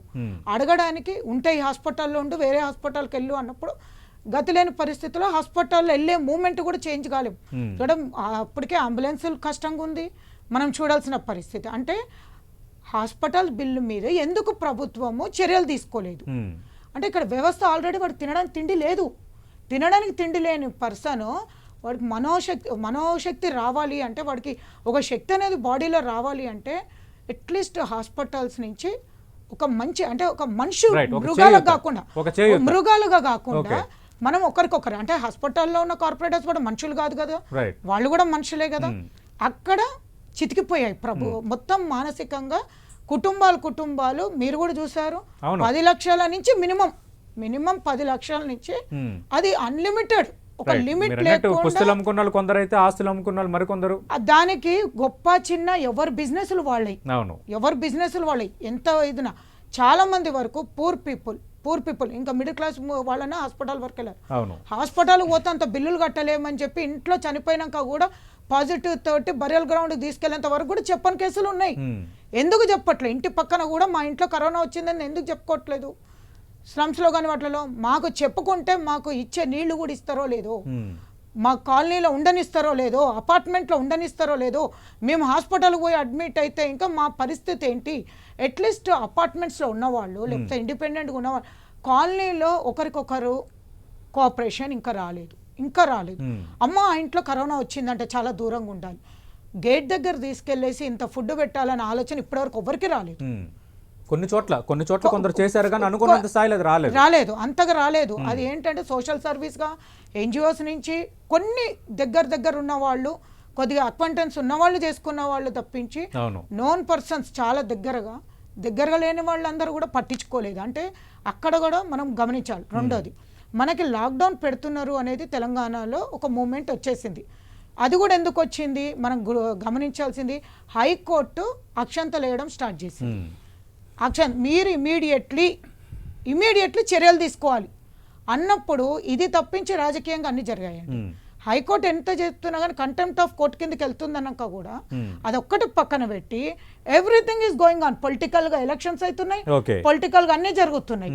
అంటే వీళ్ళకి ఎందుకు అంత జాగ్రత్త వహించకుండా పొలిటికల్ ఎజెండా మీద ఉన్నారు. అంటే ఇలాంటి సమస్యల నుంచి ఎట్లా బయటపడాలని ఎదురవుతున్న రకరకాల ప్రతికూలతల నుంచి ఇప్పుడు కూడా ఏంటంటే మార్నింగ్ 6 to 10 o'clock వరకు విధించారు మనకి సడలింపు ఉన్నప్పుడు. ఆ సడలింపులో మీరు గమనిస్తే ఎక్కడ వరకు అవసరం ఉన్న షాప్స్ ఓపెన్ చేశారు, ఎక్కడ వరకు అవసరం లేని షాప్స్ ఉన్నాయి. కంప్లీట్ 4 అవర్స్లో మొత్తం సండే మార్కెట్ మనం చూసాం లాస్ట్ వీక్. ఎందుకు ఇంత విచక్షణంగా ప్రజలు ఉన్నారు, అలానే ప్రజలు ఉన్నారు. గవర్నమెంట్ మేము ఇచ్చాము అంటారు కానీ ప్రజలు కూడా వాళ్ళ బాధ్యతలను గుర్తెరగాలి కదా అని కంప్లీట్. ఇంకోటి 1000 రూపీస్ ఫైన్ వేసినా మాస్కులు పెట్టుకోవట్లేదు, ఫైన్ కట్టడానికి రెడీ అయ్యారు. అంత ఫండ్ వచ్చినప్పుడు ఆ ఫండ్ని పబ్లిక్కి దేనికోసమన్నా మాస్కులు ప్రొడ్యూస్ ఇవ్వడానికన్నా ఇవ్వాలి కదా గవర్నమెంట్, అది ఇవ్వలేదు. ఇప్పుడు వెహికల్ సీజ్ చేశారు, వెహికల్ సీజ్ చేసే బదులు పబ్లిక్ ఏదైనా అవేర్నెస్ ఇవ్వండి. ఉమ్, అవేర్నెస్ ఎక్కడ ఇస్తున్నారు? వ్యాక్సిన్లో మనకి ఇయ్యలేదు, వ్యాక్సిన్ వేసుకోండి అని చెప్పి ఎక్కడ కూడా అవేర్నెస్ ఇప్పటి వరకు గవర్నమెంట్ తీసుకొని రాలేదు. రైట్. దాంతో మనకి వ్యాక్సిన్ ముందంతా కూడా తీసుకోలేదు. ఇప్పుడు ఒకసారి మాకు వ్యాక్సిన్ కావాలి అంటున్నారు. అంటే ముందు నుంచి కూడా మనకి ఒక పీరియాడికల్గా తీసుకొని వచ్చి ఉంటే ఇప్పటి వరకల్లా మనకు ఒక స్ట్రాటజీ అనేది కూల్గా ఉండేది. కరెక్ట్ కరోనా సెకండ్ వేవ్ వచ్చినాక వ్యాక్సిన్లకు అందరు రావడం స్టార్ట్ అయింది. రైట్. అక్కడ కూడా గుంపులు గుంపులు లాస్ట్గా ఏంటంటే కరోనా లాక్డౌన్ రేపటి నుంచి అన్నప్పుడు through out Telangana, through out maximum Hyderabad liquor shops ఎలా ఉన్నాయి అనేది నేను చెప్పనక్కర్లో మీరు అందరు చూశారు. అది ఎంతవరకు కరెక్ట్ గవర్నమెంట్ చేసింది. మీరు తెలుసుంటది, మీరు ఎవరు టెన్షన్ సాయంత్రం అంబులెన్స్లు అన్నీ హైదరాబాద్లో నా కళ అంటే మేమంతలో మేము చూసినంత వరకు 30 అంబులెన్స్లు ఆల్మోస్ట్ పంజాగుట్ట నుంచి జూబ్లీ హిల్స్ ప్లస్ సికింద్రాబాద్ వరకు ఆగిపోయినాయి ఉన్నాయి అంబులెన్స్. ఇదంతా గవర్నమెంట్ తప్పుదిద్దామా ప్రజలను తప్పుదిద్దామా అనేది మనం ఆలోచించాం. రైట్. ప్రస్తుతం చర్చలో పాల్గొంటున్నారు ప్రముఖ ఆర్థిక రంగ నిపుణులు నరసింహమూర్తి గారు. నరసింహమూర్తి గారు నమస్తే సార్. కరోనా మహమ్మారి మిగిల్చిన విషాదాల్లో భాగంగా చాలా బతుకులు చితికిపోయాయి. నమస్కారం. నమస్తే సార్. ఆర్థికంగా, సామాజికంగా, మానసికంగా పడుతున్న ఇబ్బందులు అన్నీ కావు. ప్రధానంగా ఆర్థికపరమైన ఇబ్బందులు మనం చూస్తే ఒకవైపు కరోనా మహమ్మారి నేపథ్యంలో ఒకవేళ కరోనా పాజిటివ్ అని వస్తే తర్వాత కొంత పరిస్థితి చేయి దాటితే వేలాది వేలు ఖర్చు పెట్టి చికిత్స చేసుకోవాల్సిన పరిస్థితి చాలామందికి ఎదురైంది. కొందరు చివరికి ఎక్కడికైనా ఇంకా వెళ్ళి సాయం కోసం అరులు చాచే పరిస్థితి కూడా మనం చూసాం. చాలామంది ఆర్థికంగా చితికిపోయిన కుటుంబాలు కూడా మనకి రోజు కనిపిస్తూనే ఉన్నాయి. ఇలాంటి ఈ విపత్తు నుంచి మనం ఎలా బయటపడాలి, ఈ విపత్తు మిగిల్చిన ఇలాంటి విషాదాల నుంచి మనం ఎట్లా బయటపడాలి, ఆర్థిక పరంగా ఆ కష్టాలను ఎలా అధిగమించాలంటే ఏం చెప్తారు? బేసిక్గా ఇక 2 ఇష్యూస్ అండి. ఒకటి ఆర్థిక పరంగా అంటే ఇండివిజువల్ పర్సనాలిటీ బేస్, ఇండివిజువల్ వ్యక్తిపరంగా ఏం చేయాలని పాయింట్. పెద్ద లెసన్ మనం అందరం నేర్చుకోవాల్సింది ఏంటంటే ప్రతి వాడికి హెల్త్ ఇన్సూరెన్స్ ఉండాలి. అంటే ఇంతవరకు కూడా మనకి హెల్త్ ఇన్సూరెన్స్ అనేది ఎక్కువ పాపులర్ కాలేదు ఇండియాలో. సో ముఖ్యంగా హెల్త్ ఇన్సూరెన్స్ అనేది పాపులర్గా ఉండాలి. అంటే కొంతమంది ఆయుష్మాన్ భారత్ తెలంగాణలో వస్తుంది, ఇది ఒకటి కరెక్టే. కాబట్టి లోయర్ పీపుల్కి ఏమో కవర్ అవుతుంది ఆరోగ్యశ్రీ కింద, మిడిల్ క్లాస్కి ఏమో కవర్ అవ్వట్లేదు. కొంతమందికి కంపెనీల్లో గ్రూప్ ఇన్సూరెన్స్ పాలసీస్ ఆ విధంగా ఉంటాయి. అలా కాకుండా కూడా అందరూ ఇండివిజువల్గా హెల్త్ ఇన్సూరెన్స్, ఇన్ఫ్యాక్ట్ కరోనా వచ్చిన తర్వాత అన్ని ఇన్సూరెన్స్ కంపెనీలు కూడా 1500 రూపాయలకు ఒక పాలసీ ఇచ్చిన 1,00,000 స్టాండర్డ్గా కవరేజ్ ఇస్తూ వాళ్ళు చాలామంది తీసుకోలేదు. సో ముఖ్యంగా అందరిలోకి ఈ దెబ్బతో అందరూ గ్రహించి అవగాహన చేసుకుని హెల్త్ ఇన్సూరెన్స్ కవర్ చేసుకోవడం మంచిది.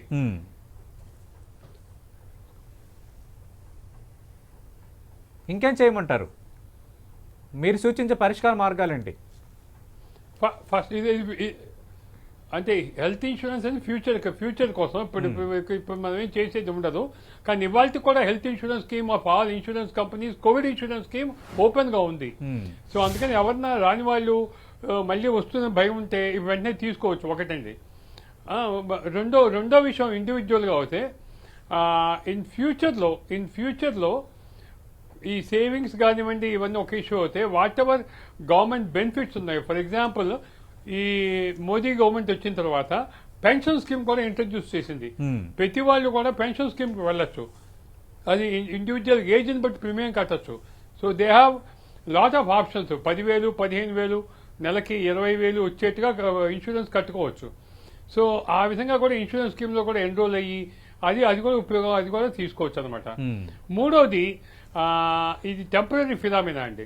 అంటే COVID-1లో వచ్చినట్టుగా ఈసారి COVID-2లో ఉండకపోవచ్చు. ఇప్పుడు ఎక్స్పెక్టేషన్ ఏమిటంటే మనకి ఏప్రిల్లో ఎకానమీ చాలా బాగుంది. ఏప్రిల్లో మ్యాక్సిమం అంటే 1,41,000 కోట్ల ఆదాయం వచ్చింది GST రూపంలో. సో అది highest in the history of India. So అంటే అది మే నుంచి పడిపోయింది లాక్డౌన్ రావడం వల్ల. కానీ ఏప్రిల్ అంటే మార్చిలో వచ్చిన కలెక్షన్ అనమాట. సో ఇప్పుడు నా ఉద్దేశంలో ఈ జూన్ అయిపోయిన తర్వాత లాక్డౌన్ తగ్గితే మళ్ళీ ఎకానమీ అదే విధంగా పుంజుకుంటుంది. పైగా ఇప్పుడు ఇవాళ ఎకానమీలో కానీ చూస్తే అన్ని రంగాలు బ్యాడ్గా లేవండి. ఫర్ ఎగ్జాంపుల్ ఫార్మా రంగం బాగుంది, అగ్రికల్చర్ సెక్టార్ బాగుంది, అగ్రికల్చర్ రిలేటెడ్ సెక్టార్ బాగుంది. ముఖ్యంగా దెబ్బతింది ఏమిటంటే మీకు కార్స్, ట్యాక్సీలు, ఈ ఆటో రిక్షా వాళ్ళు, ట్రావెల్, టూరిజము, హాస్పిటాలిటీ, హోటల్స్ వాటికి సంబంధించిన వాళ్ళు బాగా ఎఫెక్ట్ అయ్యారు తప్ప మిగతా ఎంప్లాయ్మెంట్ అంత ఎఫెక్ట్ కాదండి. నా ఉద్దేశంలో అవన్నీ మిగతా ఇండస్ట్రీస్ అన్నీ కూడా ఇమ్మీడియట్లీ ఆఫ్టర్ జూన్ చాలా పెంటప్ డిమాండ్ ఉంటుంది, ఫాస్ట్గా గ్రో అవుతుంది.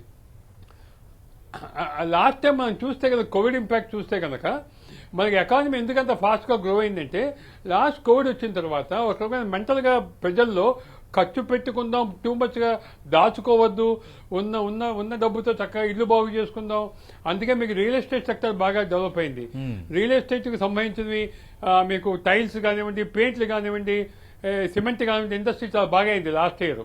కోవిడ్ అవ్వగానే బాగా పికప్ అయింది. సో అదేవిధంగా జనంలో కూడా ఖర్చు పెడదాము, దాచుకుని ఎవరి కోసం రేపు ఎలా ఉంటుందో అనే ఆలోచన పోయి జనాలు ఖర్చు పెట్టడం మొదలుపెట్టారు. సో దేర్ ఫోర్ ఎకానమీ వెంటనే పికప్ అవుతుంది. ఎప్పుడైతే ఈ లాక్డౌన్ తగ్గుతుందో, జూన్ నుంచి లాక్డౌన్ తగ్గచ్చు అనుకుంటున్నారు. ఆల్రెడీ కేసులు తక్కువ అవుతున్నాయి. మెడికల్ గా వీళ్ళు వేసిన గ్రాఫ్ ప్రకారం జూన్ ఎండ్కి తగ్గచ్చు. జూలై నుంచి ఎకానమీ మళ్ళీ గాడిలో పడచ్చు. పడిందంటే మటుకు చాలా ఫాస్ట్ గా ఎకానమీ గ్రో అవుతుంది. నా ఉద్దేశం ఈ hospitality, hotel industry, travel, tourism తప్ప మిగతా సెక్టార్స్ అన్ని కూడా బాగా డెవలప్ అవుతాయి నా ఉద్దేశం. రైట్. నరసింహమూర్తి గారు, మీరు లైవ్లోనే ఉండండి. ఖచ్చితంగా కొన్ని రంగాలు తీవ్రంగా ఎఫెక్ట్ అయ్యాయి కాబట్టి వాళ్ళకి ఎలాంటి ఆర్థిక చేయూతనేమని ఇవ్వాల్సిన అవసరం ఉందా, లేదంటే కేంద్రం ఒక ఉద్దీపన ప్రకటించాల్సిన అవసరం ఉందా, అలాగే వాళ్ళకి ప్రతి నెల ఒక నియమిత మొత్తాన్ని ఏమైనా చెల్లించే ప్లాన్ చేస్తే మంచిదా? ఖచ్చితంగా వాటన్నిటికి సంబంధించి మీ దగ్గర నుంచి క్లారిటీ తీసుకునే ప్రయత్నం చేస్తాను. ప్రత్యేకంగా 10 టీవీ రిక్వెస్ట్ మేరకు లైవ్లో పాల్గొంటున్నారు ప్రముఖ సామాజిక విశ్లేషకులు, రచయిత ఎండమూరి వీరేంద్రనాథ్ గారు. వీరేంద్రనాథ్ గారితో మాట్లాడే ప్రయత్నం చేద్దాం. వీరేంద్రనాథ్ గారు, కరోనా వచ్చినప్పటి నుంచి మానసిక ఒత్తిడి పెరిగిపోయింది. ఉదయం లేవడం ఆలస్యం, ఏదో ఒక దుర్వార్త వినాల్సి వస్తుంది. నిత్యం మనం నెగిటివ్ న్యూస్ వినడం వల్ల మానసికంగా ఎలాంటి సమస్యలు వస్తాయి, దానికి పరిష్కార మార్గం ఏంటంటే ఏం చెప్తారు? కరోనాని ఎలా ఎదుర్కోవాలి, మానసికంగా ఎలా సంసిద్ధంగా ఉండాలి అని చెప్పడం గురించి నేను ఒక కథ రాశాను, అది చెప్తాను. ఒక కోటీశ్వరుడు ఉంటాడు, రోజుకి 18 గంటలు పనిచేస్తాడు. అతడికి కరోనా వచ్చింది, తీసుకెళ్ళి హాస్పిటల్లో పడేశారు. ఒక్కడే ఉండాలి, సాలిటరీగా ఉండాలి. దాదాపు 24 అవర్స్లో పిచ్చెక్కిపోయాడు. ఏం పని చేయాలి, ఒక్కడే ఉన్నాడు, ఏం చేయడానికి తోస్తుంది అన్నమాట. అతడు కరోనా కన్నా ఈ మానసికమైన బాధతో, ఒంటరితనం అనే బాధతో చచ్చిపోయాడు. అప్పుడు ఒక దేవకన్య వస్తుంది అతని దగ్గరికి, వచ్చి నా త్వర అని చెప్పి తీసుకెళ్తుంది. 2 ఆత్మలు కలిసి, అంటే ఇతను ఆ దేవకన్య కలిసి కిటికీలోంచి బయటకు వెళ్ళి they go to a place called Israel. అక్కడ యుద్ధం జరుగుతూ ఉంటే ఈ 2 ఆత్మలు ఒక ఫ్లాట్స్ కిందకి వెళ్తాయి. ఆ కింద కార్లు పెట్టే చోట కొన్ని కుటుంబాలు, ఒక 50 కుటుంబాలు పిల్లలతో సహా నేల మీద పడుకొని ఉంటారు. 2 రోజుల నుంచి భోజనం ఉండదు, వాటర్ ఉండదు, నానా కష్టాలు పడుతూ ఉంటారు. అప్పుడు ఆ దేవకన్య అతను తీసుకొని they go to a place called Divi, ఈ వెస్ట్ గోదావరిలో దివి అనే ప్లేస్కి కృష్ణా డిస్ట్రిక్ట్ అనుకుంటా, దివికి తీసుకెళ్తుంది. అక్కడ చెట్టు మీద ఒక హస్బెండ్, వైఫ్, 2 పిల్లలు కూర్చొని ఉంటారు కొమ్మ మీద. వాళ్ళ కాళ్ళలోంచి నీళ్లు కింద నుంచి పారుతూ ఉంటాయి. పాములు అవి వస్తూ ఉంటే వాడు కాళ్ళతో పాములు తరిమేస్తూ ఉంటాడు. 3rd సీన్లో they go to his own place. ఇతను చాలా పెలాషియస్ కాలనీలో ఉంటాడు. ఆ కాలనీలో భూకంపం వచ్చి ఇతని వైఫ్, పిల్లలు ఫుట్పాత్ మీద కూర్చొని ఉంటాడు.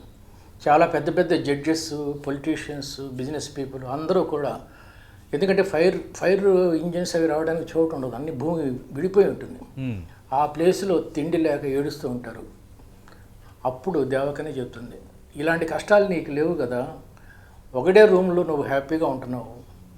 ఇలాంటప్పుడు నువ్వు ఇంతకన్నా బాగాలేదే అని ఎందుకు అలా ఆలోచించవు? ఇంకా బాగుండాలి అనుకుంటావు తప్ప ఇన్ని కష్టాలు లేవు నీకు. ఒక అగ్నిపర్వతం పేరలేదు, ఒక భూకంపం రాలేదు, ఒక వరద రాలేదు, సునామీ రాలేదు. మనుషులకి ఇన్ని కష్టాలు లేవు అని తలుచుకోవటమే నీకు పాజిటివ్ థింకింగ్ అని చెప్పిన తర్వాత వీడు కళ్ళిపోతాడు. చావలేదు యాక్చువల్గా, ఇట్స్ ఏ డ్రీమ్. అతడికి బుద్ధి చెప్పడం కోసం భగవంతుడు ఒక దేవకన్య రూపంలో పంపించి ఈ కష్టాలు చూపించాడు అనమాట. ఎప్పుడైతే నువ్వు ఒక చిన్న గీత పక్కన పెద్ద గీత గీసుకున్నావో ఆ చిన్న గీత చిన్న కష్టంగా కనబడుతుంది. ఇది ఫస్ట్ పాయింట్ అండి. రెండో పాయింట్ ఏంటంటే అసలు కరోనాలో మనం తుమ్మితే, లేకపోతే మాస్క్ పెట్టుకోకపోతే, లేకపోతే 10 మందిలో ఉంటే ఇలాంటి కరోనా వస్తుంది అని కదా, ఇలా కాకుండా ఇంకో పెనడమిక్ వచ్చింది అనుకుందాం. అంటే ఏం లేకుండానే మనుషులు చచ్చిపోతూ ఉంటారు, 100 మంది. కలకత్తాలో ప్లేగ్ వచ్చినట్టు. అది తలుచుకుంటే మనం ఎంత అదృష్టవంతులం. ఇదంతా ఎందుకు చెప్తున్నారంటే పాజిటివ్గా ఆలోచిస్తే మనకున్న కష్టాలు చాలా అధిగమించగలిగే కష్టాలండి. Try to think about this. చాలామంది గవర్నమెంట్ని బ్లేమ్ చేస్తారు, వాళ్ళు ఇచ్చేయలేదు, సెంటర్ ఇచ్చేయలేదు, స్టేట్. ఉన్నంతలో చేస్తున్నాం కదా.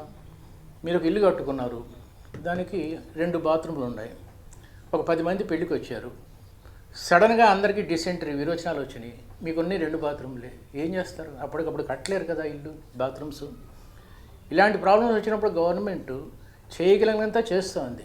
లూజ్ దట్ నెగిటివ్ థింకింగ్, వాళ్ళు చేయలేదు వీళ్ళు చేయలేదు అని కాకుండా నువ్వేం చేసావు అని ఆలోచించు. అంటే రవీంద్రనాథ్ గారు, అంటే కరోనాతో మహిళలపై కూడా విపరీతమైన పని ఒత్తిడి పెరిగిపోయింది మనం చూస్తున్నాం ఇళ్లలో. వర్కింగ్ ఉమెన్ విషయంలో ఇది మరింత ఎక్కువగా ఉంటుంది. వర్క్ ఫ్రమ్ హోమ్ చేసే పరిస్థితిలో ఉన్నప్పుడు ఎదురవుతున్న సమస్యలు, వాళ్ళు ఒక ఉద్యోగానికి వెళ్ళి వచ్చిన తర్వాత ఇంట్లో వాళ్ళందరినీ మేనేజ్ చేసే సమస్యలు, దీన్ని ఎలా మేనేజ్ చేసుకుంటే బాగుంటుంది అంటారు? మీరు చేసే సూచన ఏంటి? ఈ కరోనా వల్ల ముఖ్యంగా ఆడవాళ్ళకి చాలా కష్టాలు వచ్చినాయి. ఫస్ట్ ఏంటంటే ఇంట్లో పిల్లలందరూ ఇంట్లోనే ఉంటున్నారు, ముఖ్యంగా మొగుడు ఉంటున్నాడు ఇంట్లో. వాడు అరగంటకు ఒకసారి చేగూడులు చేసి పెట్టవ, కాఫీ ఇవ్వ, టీ ఇవ్వ అంటాడు. ముఖ్యంగా వాళ్ళకి పని ఒత్తిడి తగ్గాలంటే మగవాళ్ళు మారాలండి. ఒకరోజు మీరు వంట చేయండి. యాక్చువల్గా నేను చేస్తాను వంట. ఇప్పుడు ఈ కరోనా టైంలో రోజుకి వారానికి 4 రోజులు నేనే చేస్తున్నాను.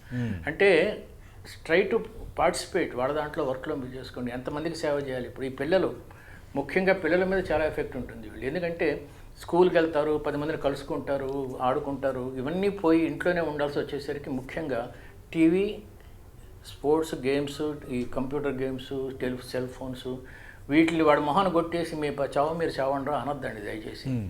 ఏమాత్రం కొంచెం ఖాళీ దొరికినా వాళ్ళతో కూర్చోబెట్టుకుని ఒక చదరంగం ఆడించండి, ఒక మ్యూజిక్ చిన్న ఇన్స్ట్రుమెంట్స్ ఏమైనా ప్లే చేయించండి. ప్రొడక్టివ్ వర్క్లో వాళ్ళని ఇన్వాల్వ్ చేస్తే ఈ corona is the best time to make your time more profitable and enjoyable అని నా ఉద్దేశం. రైట్, మీరు పిల్లల అంశాన్ని ప్రస్తావించారు కాబట్టి దాదాపు ఏడాదిగా పైగా పిల్లలు ఇంట్లోనే ఉన్నారు, ఒక రకంగా బందీ అయిపోయారు. వారి మానసిక పరిస్థితిపై దీని ప్రభావం ఎలా ఉంటుంది? ఒకవేళ ఈ విషయంలో పేరెంట్స్కు మీరిచ్చే సలహా ఏంటి యండమూరి గారు?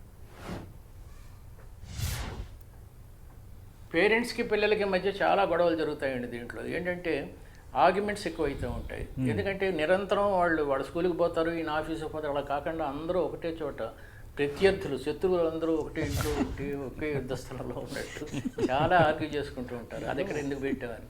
ఈ 4 రకాల ఆర్గ్యుమెంట్స్ జరుగుతాయండి. ఇద్దరు ఆర్గ్యూ చేసుకుంటున్నప్పుడు ఒకటి తప్పు ఉంటుంది, ఒకటి తప్పు ఉండదు. ఇది ఫస్ట్ పాయింట్. అంటే ఫాదర్ చెప్పేది కరెక్టే కానీ పిల్లోడు అది వెండు. ఇది ఫస్ట్. 2, పిల్లోడు చెప్పేది కరెక్టే, ఫాదర్ వెండు. ఇది ఇద్దరు చెప్పేది కరెక్టే కానీ సొల్యూషన్ దొరకదు. 4వది ఇద్దరే తప్పే చెప్తున్నారు. ఈ రకమైన ఆర్గ్యుమెంట్స్ వచ్చినప్పుడు ఎవరిది తప్పు, దీనికి బెస్ట్ పరిష్కారం ఏంటి అని ఆలోచించుకుంటే సగం గొడవలు తగ్గిపోతాయి. అఫ్కోర్స్ ఇక్కడ కూర్చొని కెమెరా ముందు చెప్పడం ఈజీయే కానీ నిజంగా ప్రాక్టికల్గా అనుభవిస్తే ఆ బాధలు చాలా కష్టంగా ఉంటాయి. But anyhow we have to cope up with them. మనం వాటి పరిష్కారాలు ఆలోచించుకోవాలి. నాకు తెలిసినంతకు మనసా వాచ కర్మణ నేను నమ్మేది ఏంటంటే this is the best opportunity. దాదాపు 2 years 1.5 years నుంచి మనం ఇలా ఉన్నాం కదా. I am utilizing. పుస్తకాలు చదవటం అయితేనే, కంపెనీ మీద వర్క్ చేసుకోవటం అయితేనే, మంచి సినిమాలు చూడటం అయితేనే, ఏదైనా సరే బెస్ట్ మనతో మనం ఉంటూ, దాన్ని ఏకాంతం అని చెప్పాను కదా, మనతో మనం ఉంటూ బ్రహ్మాండంగా లైఫ్ని ఎంజాయ్ చేయొచ్చండి. Right, thank you Yandamuri Veerendranath garu. మీ యొక్క విలువైన అభిప్రాయాలు 10 టీవీతో పంచుకున్నారు. ప్రధానంగా పిల్లలు కానీ, ఇంట్లో సమస్యలు ఎదుర్కొంటున్న మహిళలు కానీ, ఓవరాల్గా సొసైటీ పరంగా మనం ఆలోచించే తీరు ఎలా ఉండాలన్న దానిపై చాలా మంచి క్లారిటీ ఇచ్చారు. మీకు 10 టీవీ తరపున స్పెషల్ థ్యాంక్స్ సార్. నరసింహమూర్తి గారు, మనం ఇందాక మాట్లాడుతున్న ఆర్థికపరమైన అంశాలకు సంబంధించి కొన్ని రంగాలు చాలా ఎఫెక్ట్ అయ్యాయి. ప్రధానంగా ఎక్కువ కుటుంబాలు ఆర్థికంగా చితికిపోయాయి. కొద్దిసేపటి కిందట లైవ్లో పాల్గొన్న జయప్రకాష్ నారాయణ గారు కూడా ప్రస్తావించారు. దాదాపు ఈ పాండమిక్ ఎఫెక్ట్ వల్ల దేశంలో 5 కోట్ల మంది పేదరికంలో నెట్టబడ్డారు అని. అంటే అలాంటి వాళ్ళకి ప్రభుత్వాలు ఇవ్వాల్సిన చేయూత ఏంటి? ఆర్థిక పరంగా ఎలా ఆదుకుంటే బెటర్ అనేది మీ ఆలోచన? అంటే లాస్ట్ టైం అండి లాట్ ఆఫ్ స్కీమ్స్ ఇచ్చారు. అంటే ఈ కరోనా లాక్డౌన్ 1, 2, 3 అని చెప్పి మనకి different types of revival schemes ఇచ్చారు లాక్డౌన్ తర్వాత. సో నా ఉద్దేశంలో అలాగే మళ్ళీ అనౌన్స్ చేయాలండి. ఇప్పుడు ఈ మధ్య ఏం చేశారంటే రేషన్ ఫ్రీగా ఇస్తామని చెప్పి అనౌన్స్ చేసి రేషన్ ఇస్తున్నారు. అదేవిధంగా 5,000 రూపాయలు అని చెప్పి ఒక ప్రపోజల్ ఉంది. అది 5,000 రూపాయల మరి అమౌంట్ ఎంతో కొంత అనుకుని ఈ ఫ్యామిలీకి ఎంత అని చెప్పి కొన్ని రంగాల్లో వాళ్ళకి, ఫర్ ఎగ్జాంపుల్ మీకు ఈ ట్యాక్సీ డ్రైవర్లకు కానివ్వండి, ఆటో డ్రైవర్లకు కానివ్వండి, లేకపోతే ఈ రెస్టారెంట్లో పనిచేసే వాళ్ళకి కానివ్వండి, ఈ విధంగా ట్రావెల్ టూరిజం, ఫర్ ఎగ్జాంపుల్ పెళ్లిళ్ళు ఉన్నాయనుకోండి, పెళ్లిళ్ళు చేయకపోతే చాలా ఎఫెక్ట్ అవుతాయి దాని మీద డిపెండ్ ఈవెంట్ ఆర్గనైజింగ్లో. సో ఈ విధంగా కొన్ని రంగాల్లో కొన్ని ఎక్కడెక్కడైతే ఎఫెక్ట్ అయ్యాయో అవి ఐడెంటిఫై చేసి కొన్ని ఫైనాన్షియల్ సపోర్ట్ ఇస్తే మంచిది.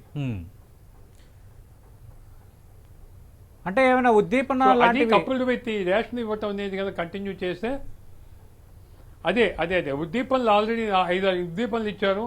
ఇన్ఫాక్ట్ ఆ ఉద్దీపనలన్నీ బాగా పనిచేసాయి. కోవిడ్ 1 టైంలో ఇచ్చిన ఉద్దీపనలు ఎకానమీ మీద బాగా పనిచేసాయి. మనం ఎంతో పెద్దగా ఎకానమీ పడిపోతా ఉంది అనుకుని పడిపోలేదు. మనకి ఆకలి చావులు లేవు. కరోనా 1 టైంలో నెల 15 రోజులు 2 నెలల దాకా యాక్టివిటీ క్లోజ్ లాక్డౌన్ అయినా కూడా మనకి అంత ఇంపాక్ట్ లేదు. సో ఈసారి కూడా అలా ఉండదని నేను అనుకుంటున్నాను. ఎందుకంటే చాలా పాకెట్స్లో ఉంది. టోటల్ లాక్డౌన్ ఉన్నా కూడా ఇండియాలో మనకి రిలాక్సేషన్ టైం మార్నింగ్ కొన్ని రాష్ట్రాల్లో 6 నుంచి 12 దాకా, కొన్నిట్లో 10 దాకా, ఆ విధంగా చాలా రాష్ట్రాలు డిఫరెంట్గా ఉన్నాయి. ఏరియా వైజ్ డిఫరెంట్గా ఉన్నాయి. పైగా most probably by May and June 1 నుంచి స్లోగా అన్లాక్డౌన్ కొన్ని రాష్ట్రాల్లో స్టార్ట్ చేయొచ్చు. అందుకని నా ఉద్దేశంలో ఎకానమీ మీద ఇంపాక్ట్ లాస్ట్ టైం ఉన్నంత బ్యాడ్గా ఉండకపోవచ్చు. అందరూ అదే విధంగా ఎక్స్పెక్ట్ చేస్తున్నారు. పైగా రివైవల్ చాలా ఫాస్ట్గా అవుతుంది. అంటే నరసింహమూర్తి గారు, మనం ఇందాక కూడా మాట్లాడుకున్నాం, ఖచ్చితంగా కొన్ని ఉద్దీపనలు పనిచేశాయి, ఇప్పుడు కూడా అలాంటివి ఇవ్వాలనేది. అలాగే ఫ్రీ రేషన్ అనేది కేంద్రం కూడా ప్రకటించింది. కొన్ని రాష్ట్రాలు కొంత ఒక్కొక్క మోడల్లో సాయం చేస్తున్నాయి.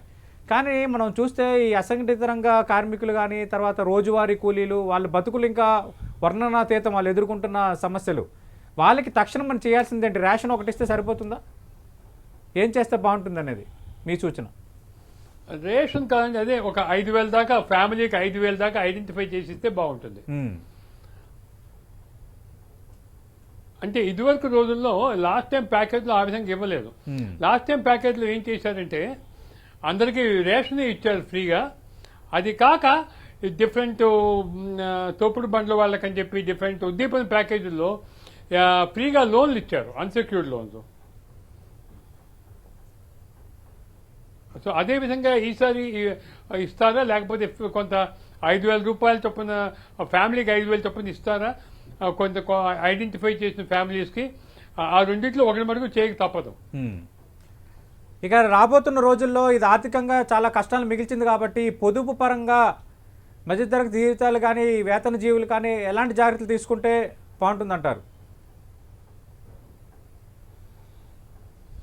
ఏమంటే నా అనుభవంలో నేను చూసేది ఏంటంటే మధ్యతరగతి జీవులకు కానివ్వండి, వేతన జీవులకు ప్రాబ్లం ఏంటంటే ఇంట్లో ఏమన్నా పెద్ద కలామిటీ వస్తే ఉన్న సేవింగ్స్ అన్నీ అయిపోతున్నాయి. ఎవరన్నా ఇంట్లో పెద్దవాళ్ళు పోయినా, లేకపోతే ఏమన్నా ఫంక్షన్స్ అయినా కూడా వాళ్ళు అప్పుల్లో పాల్పడుతున్నారు. హెల్త్ ఏమన్నా అయినా కూడా బెస్ట్ ఏమిటంటే ఫస్ట్ హెల్త్ ఇన్సూరెన్స్ అండి. సో హెల్త్ ఇన్సూరెన్స్ అందరూ కూడా ఇవాళ సెంట్రల్ గవర్నమెంట్ అనౌన్స్ చేసిన కోవిడ్ పాలసీ ఉంది. అన్ని ఇన్సూరెన్స్ కంపెనీలు మస్ట్గా చేయాలి. ఆ కోవిడ్ ఇన్సూరెన్స్ పాలసీ 1,500 రూపాయలు 1 ఇయర్కి, 1,50,000 కవరేజ్. అది వెంటనే అందరూ తీసుకోవాలని నా కోరిక. ఇప్పుడు రాని వాళ్ళు, వచ్చి తగ్గిన వాళ్ళు కూడా తీసుకోవచ్చు. అందరూ తీసుకోవడం మంచిది నా ఉద్దేశం. రైట్. అది హెల్త్ పరంగా అయిపోతుంది. ఈ ఇంకో కరోనా వేవ్ వచ్చినా కూడా అది కాక రెగ్యులర్గా కూడా హెల్త్ ఇన్సూరెన్స్ చేసుకోవడం మంచిది. అదొక తర్వాత ఏమో ఈ సేవింగ్స్ ఎలాగో ఇదురు చేసినట్టే రెగ్యులర్గా సేవింగ్స్ చేయటం. ఆ సేవింగ్స్ హెల్త్ పరంగా కాకపోయినా వేరే పరంగా ఉపయోగపడతాయి. హెల్త్ పరంగా మటుకు ఇన్సూరెన్స్ అనేది మస్ట్ అండి ప్రతి ఫ్యామిలీకి. ఎంత మెంబర్లను చూసుకొని దానికి తగ్గట్టుగా ఇన్సూరెన్స్ చేసుకోవడం మంచిది. అదేవిధంగా వీలైనంత వరకు ఆయుష్మాన్ భారత్, ఆరోగ్యశ్రీ అంతవరకు కవర్ అవుతాయి. కవర్ కాని వాళ్ళందరూ ఇన్సూరెన్స్ తీసుకోవాలి.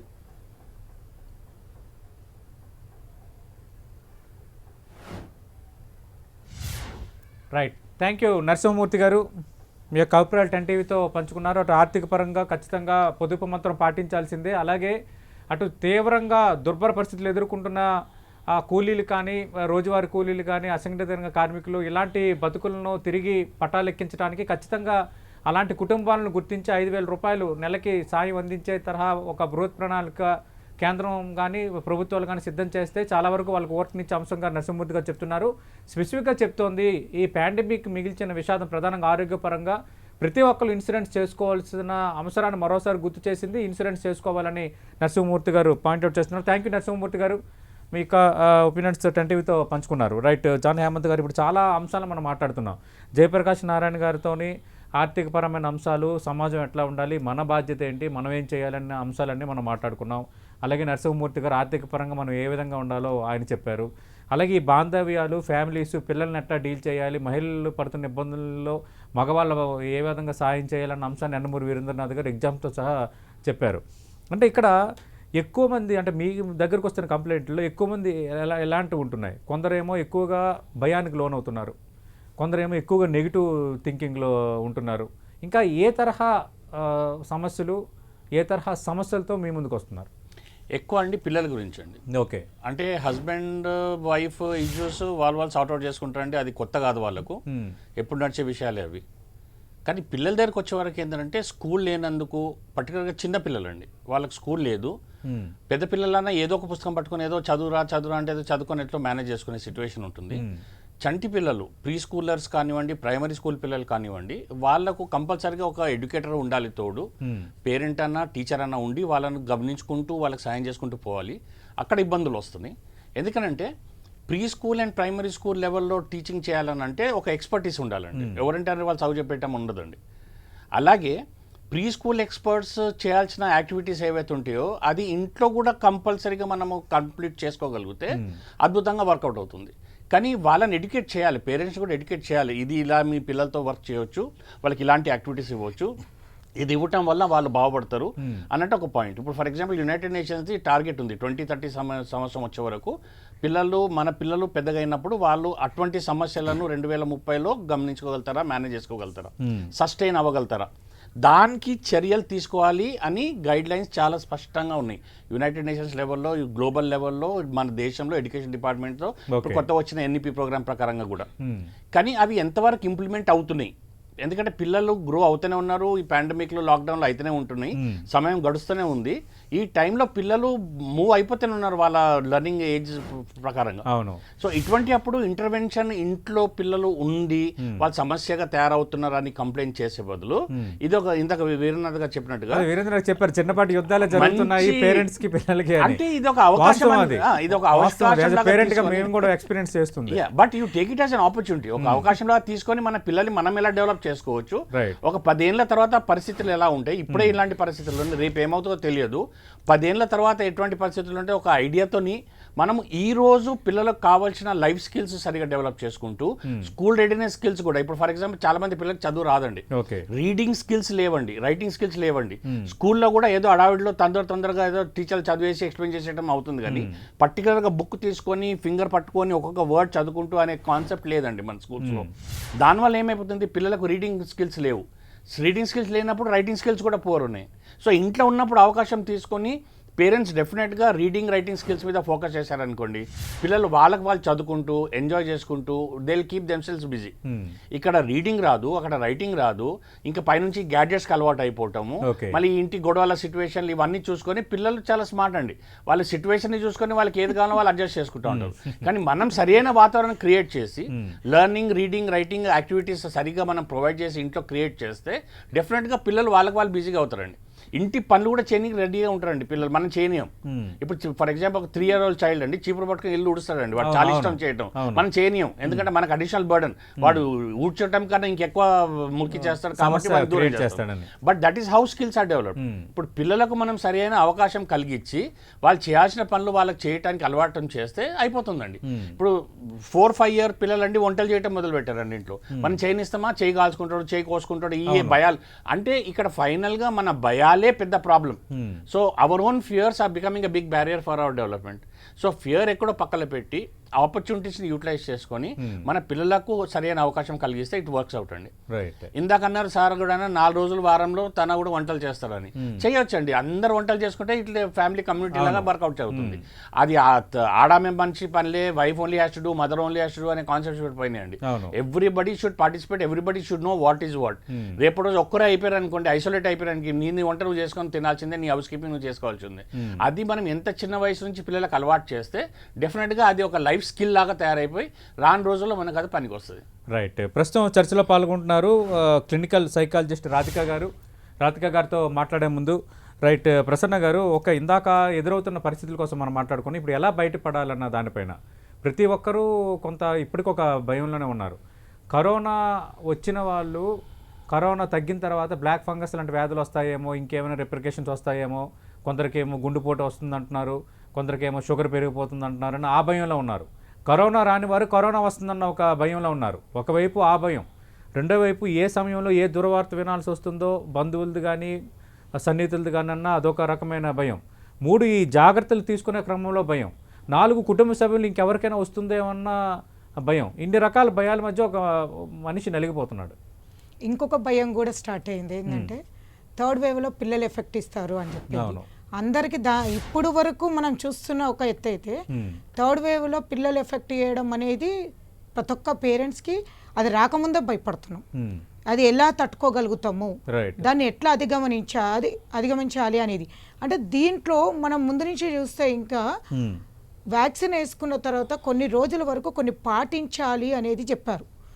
ఆ పాటించడం అనే దాంట్లో చాలా వరకు పాటించట్లేదు. ఫస్ట్ థింగ్ అంటే కరోనా వచ్చినాక 14 days కౌంట్ ఫస్ట్ వేవ్లో ఉండే, కానీ సెకండ్ వేవ్కి వచ్చినాక అది క్రాస్ అయిపోయాం మనం. 14 days అనేది మనకు వేవ్ ఆఫ్ అయిపోయింది. మనకు కంప్లీట్ బాడీ రికవర్ అయ్యేంత వరకు మనకు రెస్ట్ అనేది చాలా ఇంపార్టెంట్. అయితే ఈ రెస్ట్లో ఆర్థికంగా మనం ఇబ్బందులు పడుతున్నాం. ఒక పక్క మనకు రెస్ట్ కావాలి, హెల్త్ వైజ్గా మనమంతలో మనమే మన పని మనం చేసుకోవాలి, మనకి ఇంకొకరు చేసేవాళ్ళు లేరు. ప్లస్ అదే టైంలో మన ఇంటి వాళ్ళకి మన హెల్త్ అంటే మనం హాస్పిటల్ అడ్మిట్ అయినప్పుడు మనని ఆ హాస్పిటల్ నుంచి బయటకు తెచ్చేంత వరకు కూడా వాళ్ళు పడుతున్న ఇబ్బందులు బయట అదొక తట్టుకోలేని బాధ, మానసికమైన ఇబ్బంది. ఈ టైంలో ఒకరికొకరు మనమే ముందుకు వచ్చి హెల్ప్ చేసుకోవాలి.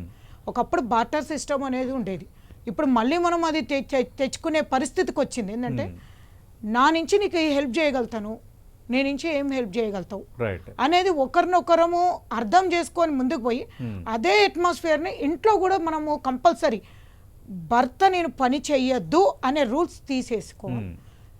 బ్లాక్ ఫంగస్ వరకు వస్తుంది అంటే అది కంట్రోల్ లేదు కాబట్టే కదా. అంటే నీ కరోనా వచ్చి పోయినాకనే బ్లాక్ ఫంగస్ వస్తుంది అంటే నువ్వు ఇంటి పని ఇమీడియట్లీ స్టార్ట్ చేస్తున్నావు. అంటే కరోనా నెగిటివ్ రాగానే మహిళ కానీ ఇమీడియట్లీ వెళ్ళిపోయేసి జెంట్స్ అయితే ఏం చేస్తున్నారు అంటే అందరూ ఒక 1% వరకు డ్రింక్ అలవాటు ఉంటుంది, వాళ్ళు అదేమీ పక్కకు జరపట్లేదు.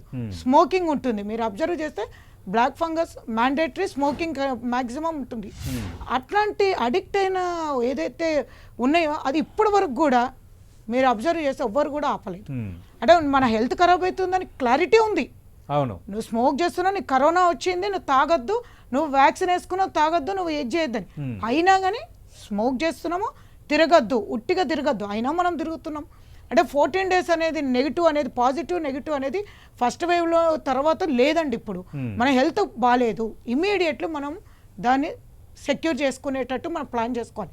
ఇంటి అట్మాస్ఫియర్ కూడా ఎప్పటికప్పుడు నీట్ పెట్టుకోవాలంటే ఒక్కరితో కాదు, అది ఈచ్ అండ్ ఎవ్రీ పర్సన్. ఇప్పుడు మీరు చూస్తే ఇంకా ఈ సెకండ్ వేవ్ తర్వాత ఒకవేళ లాక్డౌన్ అయిపోతే మీకు అన్నిటికన్నా ఇబ్బంది పడేది ఏంటంటే క్రైమ్ రేటు పెరుగుతుంది. మీకు 100% క్రైమ్ రేటు పెరిగే దందాలు స్టార్ట్ అవుతాయి, బ్లాక్ మెయిల్ దందాలు స్టార్ట్ అవుతాయి. ఆల్రెడీ మనం మెడికల్ మాఫియా ఇవన్నీ చూస్తూనే ఉన్నాం. మనము ఆల్రెడీ ఇట్లాంటివి కన్నా చాలా ఘోరమైన మాఫియాలు చూడగలుగుతాం. ప్లస్ అలానే ఎన్నో ఫ్యామిలీస్ విడిపోవడం జరుగుతుంది. ఆల్రెడీ మనం ఎన్నో డైవర్స్ కేసెస్ చూసుకుంటూ వచ్చాము ఇప్పటివరకు.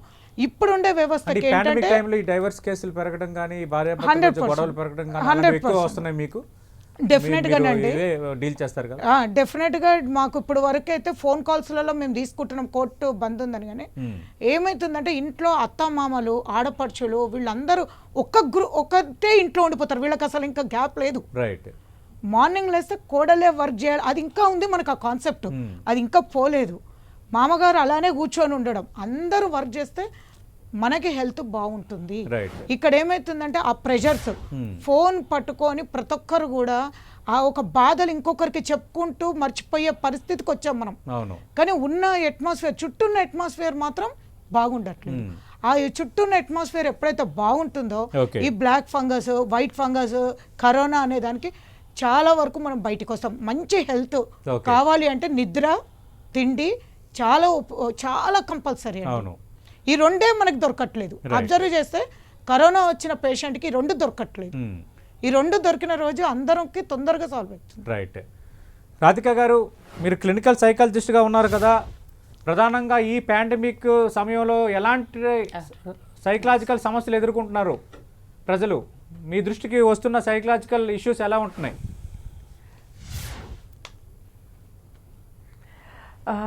డ్యూ టు పాండమిక్ ఇప్పుడు ఎందుకంటే 1.5 ఆల్మోస్ట్ 1 ఇయర్ దాటిపోయిందండి. సో రకరకాల మానసిక సమస్యలు అన్నవి చూస్తూ ఉన్నాం. డిప్రెషన్, యాంగ్జైటీ ఇలాంటి సమస్యలు సర్వసాధారణం అయిపోయినాయి. వీటితో బాటుగా అది కూడా ఏజ్ ఇదన్నది కూడా లేదండి. నా ఈ చిన్న క్లినికల్ ప్రాక్టీస్లోనే అన్ని ఏజ్ గ్రూప్ వాళ్ళని నేను చూస్తూ ఉన్నాను. గెరియాట్రిక్ కేసెస్ కూడా వస్తూ ఉన్నాయి. సో యాంగ్జైటీ, డిప్రెషన్ లాంటి కాకుండా ఓసిడి లాంటి ప్రాబ్లమ్స్ చాలామంది కంప్లైనింగ్ దాట్ ఈ పాండమిక్ వచ్చిన తర్వాత మాకు ఓసిడి స్టార్ట్ అయింది. Actually last 2 days back I got a call. కర్ణాటకలో ఒక పెద్ద డాక్టర్స్ వాళ్ళు సూపర్ స్పెషాలిటీ హాస్పిటల్స్లో పనిచేస్తారు. సో ఓసిడి పెరిగింది. తర్వాత ఇలాంటి మానసిక సమస్యలు అన్నమాట. చాలా పిల్లల లోపల అకాడమిక్ డిఫికల్టీస్, కాన్సన్ట్రేషన్ చేయలేకపోవడము, ఇలాంటి ప్రాబ్లమ్స్ వస్తున్నాయి. ముఖ్యంగా ఇంతకుముందు మేడం గారు చెప్పినట్టుగా రిలేషన్షిప్లలో చాలా సమస్యలు వస్తున్నాయి. అది ఏ రిలేషన్ అయినా కానివ్వండి, భార్యాభర్తల సంబంధాలు కానివ్వండి, కుటుంబ సంబంధాలు కానివ్వండి, రకరకాల సమస్యలు. వాటి బ్యాక్డ్రాప్ ఎప్పుడు కూడా ఈ మానసిక సమస్యలే కారణం అవుతూ ఉన్నాయండి. సో ఈ పాండమిక్ అనేది చాలా, అందులోనూ తర్వాత కరోనా గురించి అంతకుముందు ఒకళ్ళు చెప్తుండగా విన్నాను. భయం అన్నది అన్నిటికన్నా పెద్ద సమస్యగా తయారైందండి. అన్ని రకాల భయాలు, వస్తుందేమో అని భయం, వచ్చాక ఎలా ఉంటుందో భయం, తర్వాత ఎలా ఉంటుందో భయం, కుటుంబం ఎలా డిస్టర్బ్ అవుతుందో భయం, అన్ని రకాల భయాలు అన్నవి డెవలప్ అవుతున్నాయి. ఇక్కడ భయం అనే విషయం మాట్లాడుకుంటున్నప్పుడు ఒక డాక్టర్గా, అంటే ఒక సైకాలజిస్ట్గా నేను ఒక చిన్న ఫ్యాక్ట్ చెప్పదలుచుకున్నాను. చాలామంది నన్ను అడుగుతూ ఉంటారు, మేడం పరిస్థితి ఇలా ఉన్నప్పుడు భయపడకుండా ఎలా ఉంటాం? అదొక సాధారణంగా వచ్చే ఒక రియాక్షన్. నిజమే, భయం అన్నది చాలా మంది కానీ దానికి ఒక లిమిటేషన్. ఎంత పాండమిక్ సిచ్యువేషన్లో ఇలాంటి ప్రతికూల పరిస్థితి ఎదురవుతున్నప్పుడు భయపడకుండా ఎలా ఉంటాం అనేది చాలా మంది ప్రశ్న. ఇది చాలా మంది అనుమానం కూడా. You're absolutely right. అవునండి. కానీ భయం అనేది ఇప్పుడు ఫర్ ఎగ్జాంపుల్ 3 o'clock నాకు లైవ్ ఉంది అన్నప్పుడు నేను 2:45 వరకల్లా రెడీగా ఉండాలి అనే ఒంట్లో నాకు భయం ఉంటేనే నేను రెడీగా ఉండగలుగుతాను. దానికి ఒక లిమిటేషన్ ఉంటుంది. దీన్ని యూస్ట్రెస్ అంటాం అనమాట. పాజిటివ్ స్ట్రెస్, ఒక లెవెల్ ఆఫ్ పాజిటివ్ ఏమంటారు, ఒక లెవెల్ వరకు భయం పాజిటివ్గా హెల్ప్ చేస్తుంది మనకు. కానీ ఈ భయం ఏదైతే ఉందో అది లిమిట్ దాటిన భయం, ఎక్సెసివ్ భయం అండి. ఇలాంటి ఎక్సెసివ్ భయాలకి మనం లోనవుతున్నప్పుడు ముఖ్యంగా నేను సింపుల్గా చెప్పాలంటే మన బాడీలో కొన్ని రకాల కెమికల్స్ రిలీజ్ అవుతాయి, హార్మోన్స్ రిలీజ్ అవుతాయి. For example adrenaline, cortisol, norepinephrine ఇలాంటి కెమికల్స్ అనేవి మన బాడీలో రిలీజ్ అవుతాయి. ఇవి మనకు చాలా నష్టం చేకూర్చే కెమికల్స్ అన్నమాట. ముఖ్యంగా ఈ పాండమిక్ టైంలో మనం అందరం మాట్లాడుకుంటున్నాం వ్యాధి నిరోధక శక్తి, యాంటీబాడీస్ పెంచుకోవాలి, హెల్దీ ఫుడ్ తినాలి. మీరు ఇవన్నీ చేస్తూ కూడా మీరు భయపడితే గనక, అంటే ఈ ఎక్సెసివ్ భయం ఏమైపోతుందో నా పిల్లలకి ఏమైపోతుందో, ఈ భయం అన్నది ఎప్పుడైతే ఇవి రిలీజ్ అవుతాయో, ఈ నేను చెప్పిన కెమికల్స్ రిలీజ్ అవుతాయో, మీరు ఎంతో కష్టపడి పెంచి పోషించుకుంటున్న వ్యాధి నిరోధక శక్తి పూర్తిగా పోతుంది. మీరు ఏం కష్టపడ్డది ఏమీ లాభం లేదు. నేను ఇంత హెల్దీ ఫుడ్ తింటున్నాను, నేను ఇంత జాగ్రత్తగా ఉంటున్నాను కాబట్టి నాకేమీ కాదనే ధైర్యం మీద ఉండడం వేరు. కానీ ఈ భయాలను పెట్టుకోవడం వల్ల ఆ పెంచుకున్నది కూడా పోతుందండి. అది చాలా ముఖ్యం అన్నమాట. సో కాబట్టి భయం అన్నది జాగ్రత్త, భయం కూడా కాదండి, జాగ్రత్త, అలర్ట్నెస్ ఉండాలి. మనం దురదృష్టం ఏంటంటే అయితే కంప్లీట్ నిర్లక్ష్య ధోరణిలో ఉంటున్నారు జనాలు. జలుబు చేసింది అనుకోండి, నాకు సైనస్ ఉంది, జలుబు చేసింది. దగ్గొచ్చింది అనుకోండి, ఏం లేదు, నిన్న జాంకాయ తిన్నాను, దగ్గొచ్చింది. ఇలాగా తీవ్రం అయిందాక ఒక 5-6 రోజులు నిర్లక్ష్యం చేస్తున్నారు. లేదు, కొందరు అతి భయం, అతిగా దీనికి వెళ్తున్నారు తప్ప అవేర్నెస్ పెట్టుకుని ఏ జాగ్రత్తలు తీసుకోవాలి, ఎలాంటి ఉండాలి, ఎగ్జాక్ట్లీ అతి భయం అన్నమాట. అది ఫోబియా లెవెల్కి కూడా పోతుంది. కాబట్టి ఫోబియాతో నేను ఇవాళే ఒక న్యూస్ చదివాను. అన్ఫార్చునేట్లీ ఒకతను ఈవెన్ ఏదో నీటి గుంటలో పడి సూసైడ్ చేసుకున్నాడని విన్నాను, బికాజ్ కోవిడ్ పాజిటివ్ తెలిసింది అని చెప్పి. చాలా దురదృష్టకరమైన సంఘటన అండి ఇది. కాబట్టి భయం వద్దు, అలర్ట్నెస్ పెట్టుకుందాం, జాగ్రత్తగా ఉందాం. జాగ్రత్తలో కూడా భయం ఉందండి, ఆ లెవెల్ ఆఫ్ భయం is more than enough for us. Radhika గారు మీరు లైవ్లోనే ఉండండి. హేమంత్ గారు, ఇక్కడ మరొకటి, ఇందాక పిల్లల అంశాన్ని కూడా ప్రస్తావించారు కాబట్టి ఈ టైంలో ఎక్కువ మంది పిల్లలు వాళ్ళని కంట్రోల్ చేయడం అనేది ఒక రకంగా కత్తి అంటారు కదా, తలకు మించిన ఇది భారంలా తయారైంది పేరెంట్స్ కూడా.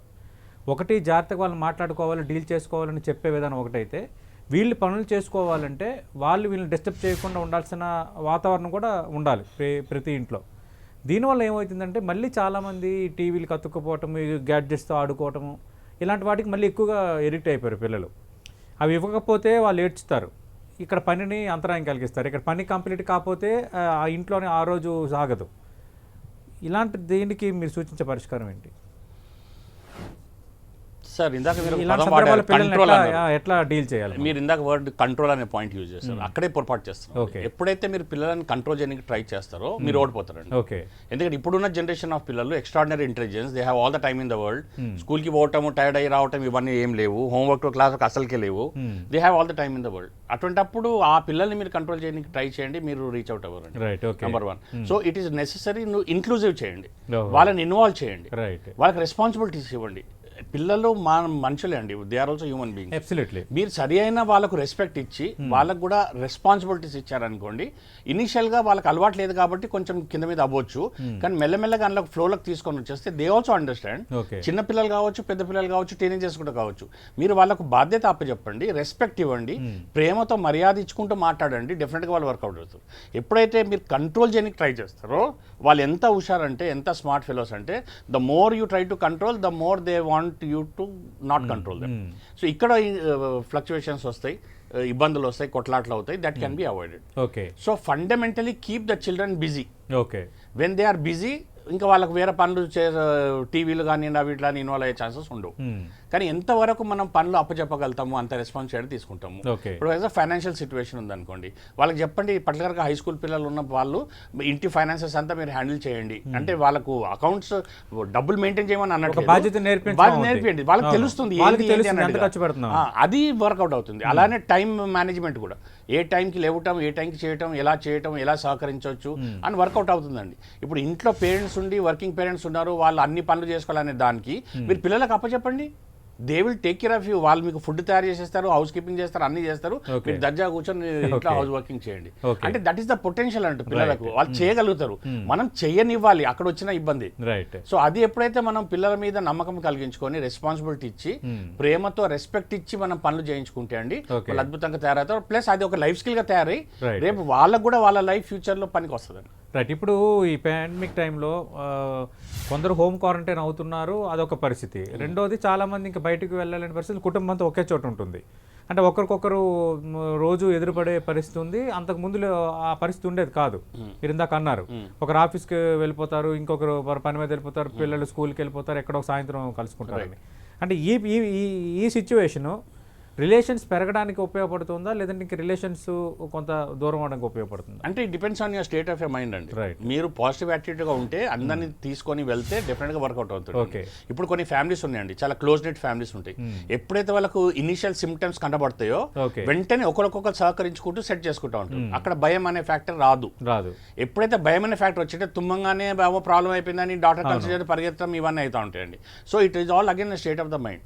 మనం ఒకవేళ కూల్గా ఉండి రిలాక్స్ గా ఉండి మేడం అన్నట్టుగా అలర్ట్ గా ఉన్నాం అనుకోండి, దాన్ని మేము మైండ్ఫుల్నెస్ అనే పదాన్ని యూజ్ చేస్తాం. మీరు ఎప్పుడైతే మైండ్ఫుల్ ఉన్నారో, what is happening around you, you are mindful, you are aware, అప్పుడు ఆటోమేటిక్ గా మీరు యాక్షన్ లకు దిగుతారు. మీరు ఎప్పుడైతే భయంతో ఉన్నారో, యాక్షన్ తీసుకునే బదులు రియాక్షన్ లో చేయాల్సిన పనులు పక్కన పెట్టేసి చేయాల్సిన అవసరం లేని పనులకు దిగిపోతాం. అది డేంజర్ సైన్. రైట్. గీతానంద్ గారు, ప్రధానంగా ఎఫెక్ట్ అవుతున్న రంగాలు అన్నీ మనం మాట్లాడుకుంటున్నాం, బట్ ఐటీకి సంబంధించి ఏమైనా ఎఫెక్ట్ పడిందా ఈ పాండమిక్ వల్ల? ఒకటి, ఎంప్లాయీస్ వర్క్ ఫ్రమ్ హోమ్ చేస్తున్నారు, దానివల్ల ప్రొడక్టివిటీ విషయంలో ఏమైనా ఇబ్బందులు ఏమైనా తలెత్తుతున్నాయా? ఏం చెప్తారు దానిపైన? గత సంవత్సరం నుంచి కూడా ఈ వర్క్ ఫ్రమ్ హోమ్ అనేది కొంతవరకు అలవాటైందని చెప్పచ్చు. అంటే పోయిన సంవత్సరం చూస్తే అది కొత్తది, ఈ సంవత్సరం చూస్తే కాస్త వరకు అలవాటైంది అందరికీ కూడా. సో ప్రొడక్టివిటీ అనేది పోయినసారితో పోల్చుకుంటే ఈసారి బెటర్గానే ఉన్నట్టు మనం చెప్పుకోవాలి సెకండ్ వేవ్లో. అయితే పబ్లిక్ మీద ఒత్తిడి మాత్రం విపరీతంగా పడుతుంది, ఎస్పెషల్లీ ఐటీ ఎంప్లాయీస్ మీద. ఎందుకంటే పోయినసారి మీకు కేసులు చూసినట్లయితే చాలా తక్కువగా ఉండేటివి, అందులో ఐటీ ఎంప్లాయీస్ వర్క్ ఫ్రమ్ హోమ్లో ఉన్నారు కాబట్టి చాలా వరకు కూడా తక్కువ మంది కోవిడ్కి బారిన పడడం జరిగింది. ఈసారి వచ్చేసరికి ఏమైందంటే ఇంట్లో ఉన్న ఎక్కడున్న కరోనా అనేది చుట్టుముట్టింది. సో కేసుల సంఖ్య మనకు తెలుపుతూ ఉంది. సో ఇప్పుడు ఏమైందంటే ఒక 100 మంది ఉన్న టీంలో ఒక 20 మంది కోవిడ్ బారిన పడితే ఆ ప్రెషర్ మిగతా 80 మీద పడుతూ వచ్చింది. దాంతో వర్క్ అనేది బాగా ఇబ్బంది అవుతుంది, అంటే వర్క్ లోడ్ అనేది ఎక్కువగా పెరుగుతుంది. ఇక రెండో విషయం ఏంటంటే, ఒకప్పుడు మార్నింగ్ 9 to ఈవినింగ్ 5 వరకు దాదాపు ఒక 8 hours 6-7 hours గట్టిగా హార్డ్లీ కష్టపడేవాళ్ళు. ఇప్పుడు లేదా ఎక్స్ట్రా వర్క్ ఉందంటే ఒక 2-3 hours. ఇప్పుడు ఏమైందంటే 9 to ఆల్మోస్ట్ నైట్ 11, 11:30, 12 దాకా వర్క్ చేయడం అనేది కొంతవరకు స్ట్రెస్ కారణం అవుతుంది. అది కొంతవరకు ప్రొడక్టివిటీ 13 to 14 hours. సో ఇది కొంతవరకు కూడా స్ట్రెస్ చూపిస్తున్నటువంటి అంశం కింద చెప్పుకోవాలి. ఇక రెండోది ఏంటంటే, ప్రపంచంలో మిగతా దేశాల్లో, అంటే మనం ఎవరికైతే మన కస్టమర్స్ ఉన్నారో, అమెరికా కానివ్వండి, యూరోప్ కానివ్వండి, సో అక్కడ కరోనా అనేది ప్రస్తుతానికి కంట్రోల్లో ఉండడంతో వాళ్ళు వర్క్ అనేది ఫుల్ ప్లెడ్జ్డ్గా మళ్ళీ తిరిగి ఒరిజినల్గా వచ్చేసారు. ప్రీ కోవిడ్ ఎలా అయితే ఉందో అక్కడికి వచ్చేసింది. ఇంకా ఇండియాలో ఆ సిచ్యువేషన్ రానందువల్ల పూర్తిగా డిఫరెంట్, ఇక్కడ ఇప్పుడు వర్స్ట్గా ఉంది. సో ఇప్పుడు ఏమవుతుందంటే, అక్కడ వర్క్ ఏమో వాళ్ళు మామూలుగా జరుగుతున్నట్టే ఉంది, మనకేమో ఇక్కడ కష్టంగా ఉంది. సో ఇది ఒక మేజర్ ఇంపాక్ట్ చూపిస్తుంది.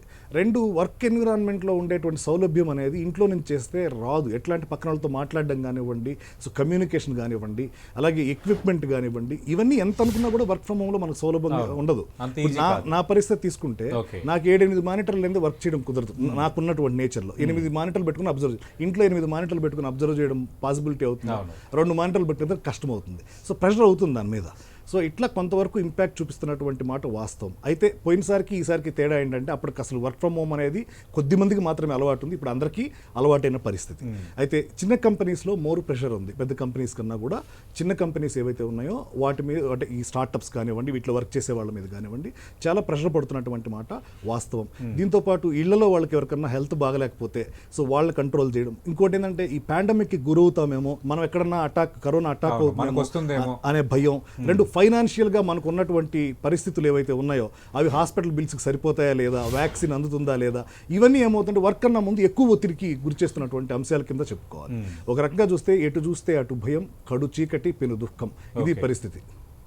రైట్. దీపికా జోషి గారు, ప్రధానంగా ఐటీ ఎంప్లాయీస్ ఎలాంటి ఇబ్బందులు ఫేస్ చేస్తున్నారు, ప్రొడక్టివిటీ మీద ఎంత ఇంపాక్ట్ పడుతుందో గీతా ఆనంద్ గారు ఎక్స్ప్లెయిన్ చేశారు. ఇక ఒక బేసిక్గా ఒక ఐటీ ఉద్యోగి కూడా మీరు ఉన్నారు కాబట్టి, వర్క్ ఫ్రమ్ హోమ్ చేస్తున్నారు కదా, ఎట్లా డీల్ చేస్తున్నారు? ఒకవైపు వర్క్ కంప్లీట్ చేయాలి, వర్క్ ఫ్రమ్ హోమ్ అంటే దాదాపు గీతానంద్ గారు చెప్పినట్టు ఒక 12 to 13 hours కంప్యూటర్ ముందు ఉండి మధ్యలో ఒక లంచ్ బ్రేక్ కొంత సమయం తీసుకొని మిగతా సమయం మొత్తం వర్క్లో ఇన్వాల్వ్ అయ్యే పరిస్థితి. అదే సందర్భంలో ఇంట్లో ఇప్పుడు లాక్డౌన్ పరిస్థితులు, కరోనా వేళ కుటుంబ సభ్యులు కానీ మిగతా పిల్లలు కానీ అందరూ ఇంట్లోనే ఉండే పరిస్థితి. ఎట్లా మేనేజ్ చేస్తున్నారు? ఎలాంటి సమస్యలు ఎదురవుతున్నాయి? Coming to work from home అన్నది ఒక రకంగా మంచిదేనండి చెప్పాలంటే. దీనివల్ల కంపెనీస్ కి ఈ ఎలక్ట్రిసిటీ బిల్ కానివ్వండి, ఇన్ఫ్రాస్ట్రక్చర్ కానివ్వండి, అదంతా డిక్రీజ్ అవ్వడంతో ఎంప్లాయీస్ కి ఫెసిలిటీస్ అనేది కంపెనీ అన్నది ప్రొవైడ్ చేస్తుంది. కాకపోతే ఇక్కడ ఇంతకు ముందు సార్ గారు చెప్పినట్టు the number of working hours అన్నది పెరిగిపోయి టైం మేనేజ్మెంట్ అన్నది ప్రాబ్లం అయిపోతుంది. ఇప్పుడు కరోనా భయం వల్ల మనం సర్వెంట్స్ ని రానివ్వట్లేదు, డొమెస్టిక్ హెల్ప్ అన్నది చాలా తగ్గిపోయింది. సో ఇంట్లో వర్క్ చేసుకుంటూ, పిల్లల్ని చూసుకుంటూ, ఫ్యామిలీని మేనేజ్ చేస్తూ కంప్లీట్ టాస్క్ కంప్లీట్ చేయడానికి కొంచెం ఇబ్బందులు డెఫినెట్ గా ఫేస్ చేస్తున్నాము. కాకపోతే మనకు ఈ ట్రావెల్ టైం అనేది అండ్ వర్క్ కలీగ్స్ ప్రెషర్ అనేది ఇమ్మీడియట్ గా ఇది కావాలి అన్న ప్రెషర్ కొంచెం తగ్గిందనే చెప్పొచ్చు. వేర్ టాస్క్స్ మనం కంప్లీట్ చేసినంత వరకు companies are also very accommodative. So నేను RNIT అన్న కంపెనీలో డైరెక్టర్ కూడా. సో మా కంపెనీలో ఎంప్లాయీస్ కూడా they say the same thing. So work from home ఒక రకంగా ట్రావెల్ టైం ఏదైతే తగ్గిస్తుందో అది ప్రొడక్టివిటీలో యూస్ చేసుకోవచ్చు అని. అండ్ మేమనే కాదు, డిఫరెంట్ IT కంపెనీస్ కూడా ఎంప్లాయీస్ కి ఇంటర్నెట్ కి కానివ్వండి, infrastructure like chairs, computers, tables కొనుక్కోవడానికి ఫండ్ ఇస్తుంది. So to certain extent it's a blessing in disguise అని చెప్పొచ్చు అండి. అంటే మేనేజబుల్గా ఉంటుంది, అంటే వర్క్ ఫ్రమ్ హోమ్ అనేది కొంత మీకు అడ్వాంటేజ్గా ఉంటుంది అంటారు. అడ్వాంటేజ్ అంటే ఉమెన్ కి వచ్చేసరికి అడ్వాంటేజ్ అనే చెప్పొచ్చు. మెన్ అయ్యేసరికి వాళ్ళకి కొంచెం ఇబ్బందికరంగా ఉంటుందేమో అని నేను అనుకుంటున్నాను. Okay right. రాధిక గారు, మనం చూసాం అంటే అటు సైకలాజికల్ ఇష్యూస్ సంబంధించి మనం ఇందాక కూడా మాట్లాడుకుంటున్నాం కదా, ఈ భయం కానీ వస్తున్న కంప్లైంట్లు కానీ, ఈ IT రిలేటెడ్గా ఏ తరహా కంప్లైంట్లు ఏమైనా వస్తున్నాయా మీకు ఈ వర్క్ ఫ్రమ్ హోమ్ చేస్తున్న ఎంప్లాయీస్ కానీ? కొన్ని రకాలుగా అంటే కొన్ని కేసెస్ వస్తున్నాయండి. ఇంతకుముందు నేను చెప్పాను చూడండి, ఈ వర్క్ ఫ్రమ్ హోమ్ అన్నది కొంతమందికి బ్లెస్సింగ్ అయితే కొంతమందికి ప్రాబ్లంగా మారుతుంది. మీరు ఇంతకుముందు ఒకరిని క్వశ్చన్ అడిగినప్పుడు ఆయన చెప్పారు చూడండి, ఇలాగా వాళ్ళ యాటిట్యూడ్ని బట్టి. ఇది కొందరికి వాళ్ళ రిలేషన్షిప్ని బ్రేక్ కన్నా ముందు మీరు ఒకసారిని అడిగారు, రిలేషన్షిప్ని అంటే బాగు చేసుకోవడానికి ఇది అవుతుంది. బికాజ్ ఇంతకుముందు ఎవరి మానాన వాళ్ళు ఉద్యోగాలకు వెళ్ళేవాళ్ళు, ఎక్కడికి అంటే మళ్ళీ అంటే వీకెండ్లలో తప్పక లీజర్ టైం దొరికేది కాదు. ఒక ఎగ్జాంపుల్ వైఫ్ అండ్ హస్బెండ్ కానివ్వండి, లేదా పేరెంట్స్ పిల్లల మధ్యలో కానివ్వండి, ఆ బంధాల్ని స్ట్రెంగ్తన్ చేసుకోవాలంటే ఒకళ్ళ పట్ల ఒకరికి అవగాహన ఉండాలి. ఆ అవగాహన పెంచుకోవడానికి అవకాశం తక్కువగా ఉండేది. కానీ ఇప్పుడు ఇంట్లోనే ఉండి చేస్తున్నారు కాబట్టి, వర్క్ చేస్తున్నారు కాబట్టి టైం దొరుకుతోంది. ఒకళ్ళ గురించి ఒకళ్ళు టైం స్పెండ్ చేసుకోవడానికి, బంధాల్ని బెటర్ చేసుకుంటున్నారు, ఒకళ్ళ గురించి అవగాహన పెంచుకుంటున్నారు, ఎవరికి ఏది ఇష్టం, ఎవరికి ఏది నచ్చదు, ఎవరి మనస్తత్వం ఏంటి, అలాంటి పాజిటివ్గా కూడా వాడుకుంటున్న వాళ్ళు ఉన్నారు. ఇంకో రకంగా చూస్తే ఈ ప్రాక్సిమిటీ ఎక్కువ అవడం వల్ల అవి ఒక గొడవలకి, యుద్ధాలకి కూడా దారితీసి ఈ మధ్య నేను వింటున్నాను, కొంతవరకు నాకు తెలియదు కానీ అంటే మా దగ్గర క్లినిక్స్లోనైతే వైఫ్ అండ్ హస్బెండ్ ఇష్యూస్తో, మ్యారిటల్ కాన్ఫ్లిక్ట్స్తో చాలా కేసెస్ వస్తూ ఉన్నాయి. ఈవెన్ లాస్ట్ జూన్ జూలై ప్రాంతాల్లోనైతే మేము ఒక హెల్ప్ లైన్ అంటే పోలీస్ వాళ్ళతో కోఆర్డినేట్ చేస్తూ వర్క్ చేశాము.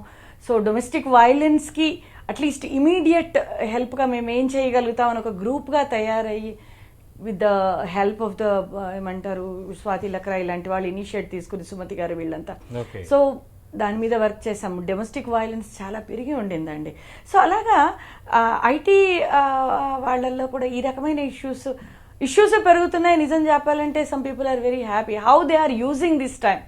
Depends on their attitude. ఇంతకుముందు సార్ అన్నట్టుగా. సో అదే దీపికా జోషి గారు చెప్పారు, దీపికా జోషి గారు చెప్పారు, ఒక రకంగా వర్క్ ఫ్రమ్ హోమ్ కొంత బెటర్గానే ఉంది, కొంత మేనేజ్ చేసుకుంటున్నాం అనేది. కానీ మీరు అంటున్నారు కొన్ని సమస్యలు వస్తున్నాయని. అంటే మరి అలాంటి సమస్యలు మనం ఎట్లా పరిష్కరించుకోవాలి రాధిక గారు?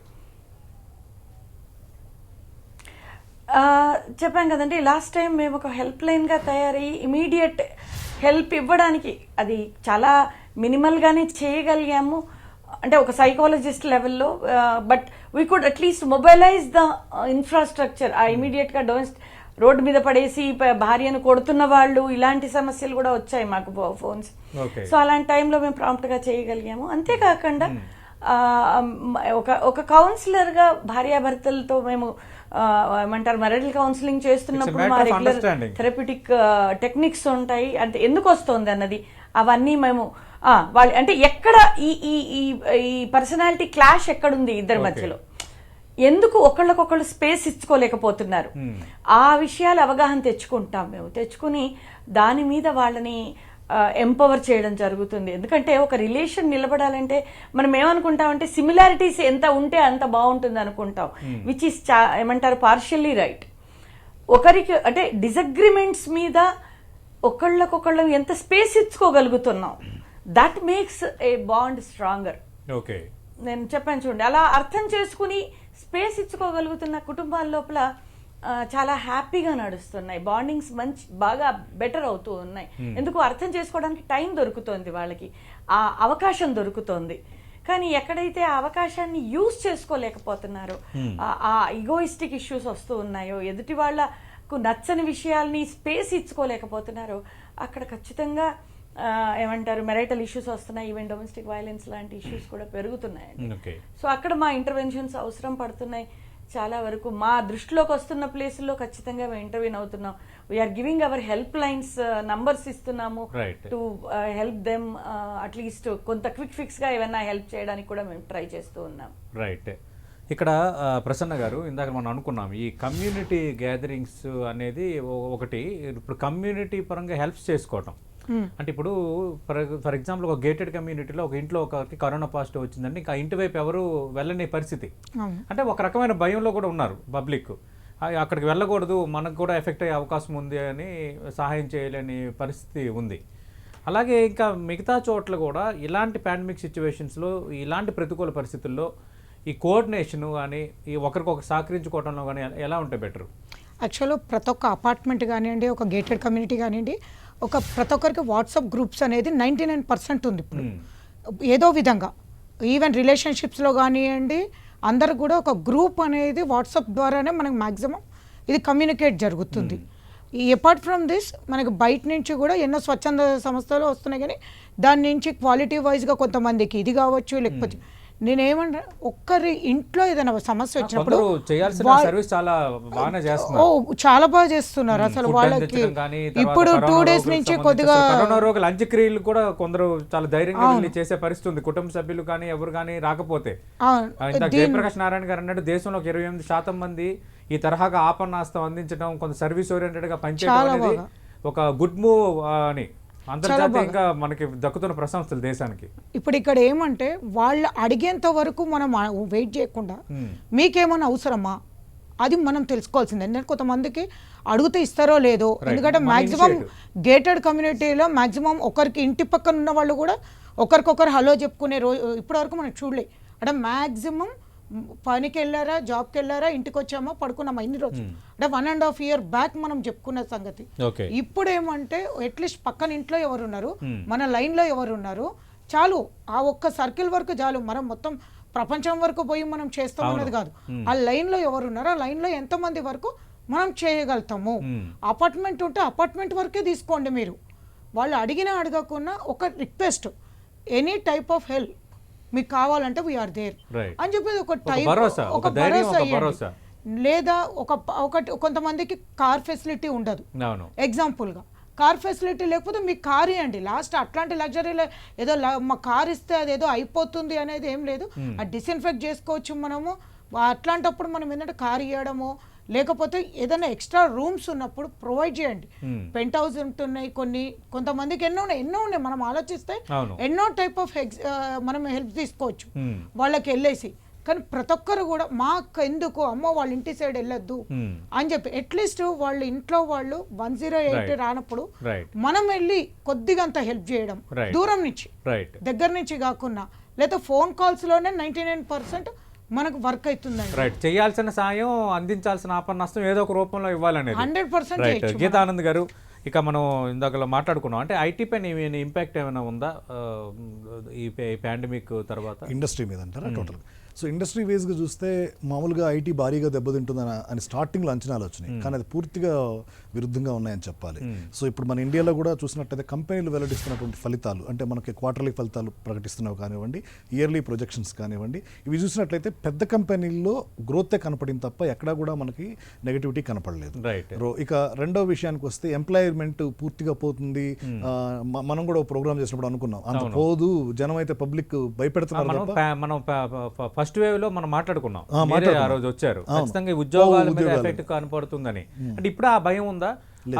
అంటే రేపు మనం ఏం జరగబోతుందో, ఇంకా ఎకానమీ పొజిషన్ ఎలా ఉంటుందో అంటే మన ఉద్యోగాలు పోతాయని భయం ఏమైనా ఐటీ ఎంప్లాయీస్ లో కనిపిస్తుందా? సోషల్ మీడియాలో తిరిగినంత లేదండి, మామూలుగా జనరల్ గా చెప్తున్నాను. భారీగా అప్పుడు భయపెట్టడం జరిగింది పాండమిక్ లో, ఫస్ట్ వేవ్ అప్పుడు. ఇప్పుడు చూస్తే జాబ్స్ అంత లాస్ లేవు, ఉన్నమాట వాస్తవం. అదొక భయం కదా, అదొక మానసిక వేదన కదా. అదొక మానసిక వేదన. అది ఇప్పుడు ప్రస్తుతం ఉన్నటువంటి పరిస్థితులు ఏంటంటే ఉద్యోగాలు అంత తొందరగా పోవు అనడానికి ఇంకా మనకు భరోసా. యూరోప్ మేజర్ గా అమెరికా రికవరీ కావడం అనేది మనకు ముందు ఐటీ సైడ్ వచ్చేసరికి పాజిటివ్నెస్ కింద చెప్పుకోవాలి. సో జాబులుగా అయితే మాత్రం అంత తొందరగా పోవు. టెక్నాలజీ అప్గ్రేడ్ కావాల్సినటువంటి ఇది మాత్రం ఉంది, ఎప్పటికప్పుడు కొత్తగా అప్గ్రేడ్ కావాల్సిన బాధ్యత మన మీద ఉంది. సో అది అప్గ్రేడ్ అవుతున్నంత వరకు మనం జాబ్స్ కంటిన్యూ చేసుకోవచ్చు. సో ఎటువంటి భయము అనేది లేదని చెప్పాలి.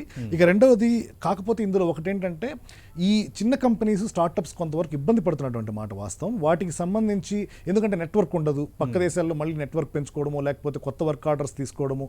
సో ఇక్కడ కొంతవరకు స్ట్రెస్ ఉన్నటువంటి మాట వాస్తవం.